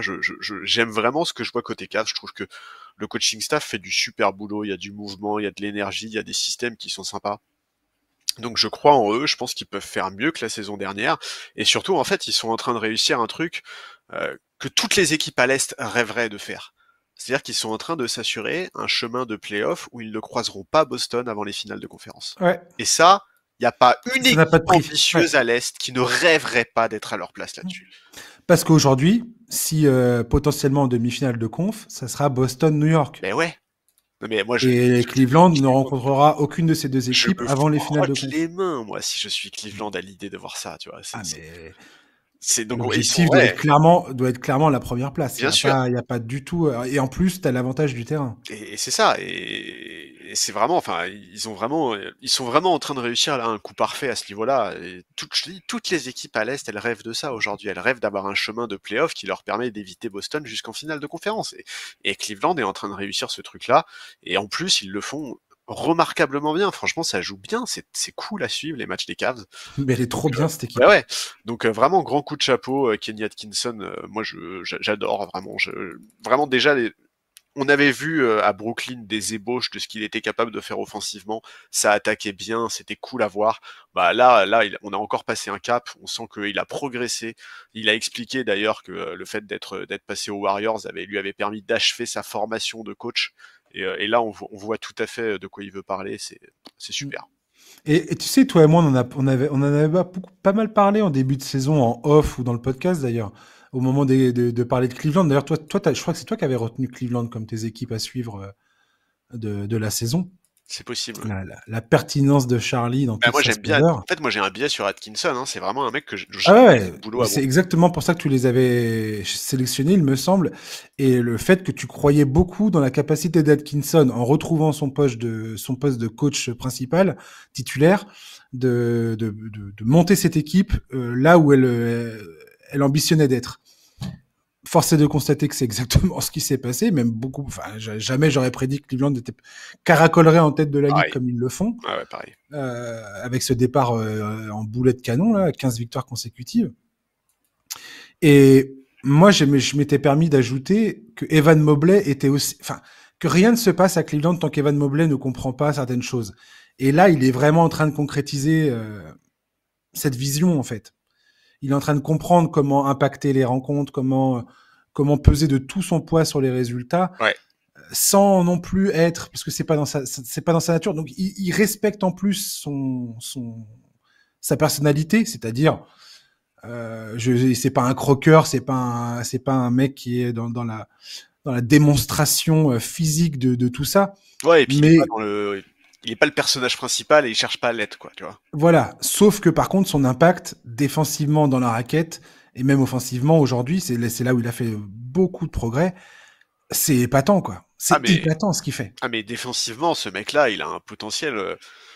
Pour moi, dans les intérieurs, alors je sais qu'il y a plein de gens qui seront pas d'accord avec moi et tout, mais il y a pas grand monde aujourd'hui en NBA qui a le même potentiel défensif que ce mec-là parmi les intérieurs. Hein. Vraiment, Ouais, pour moi, il est sur le podium large. ouais, tout à fait. Ouais.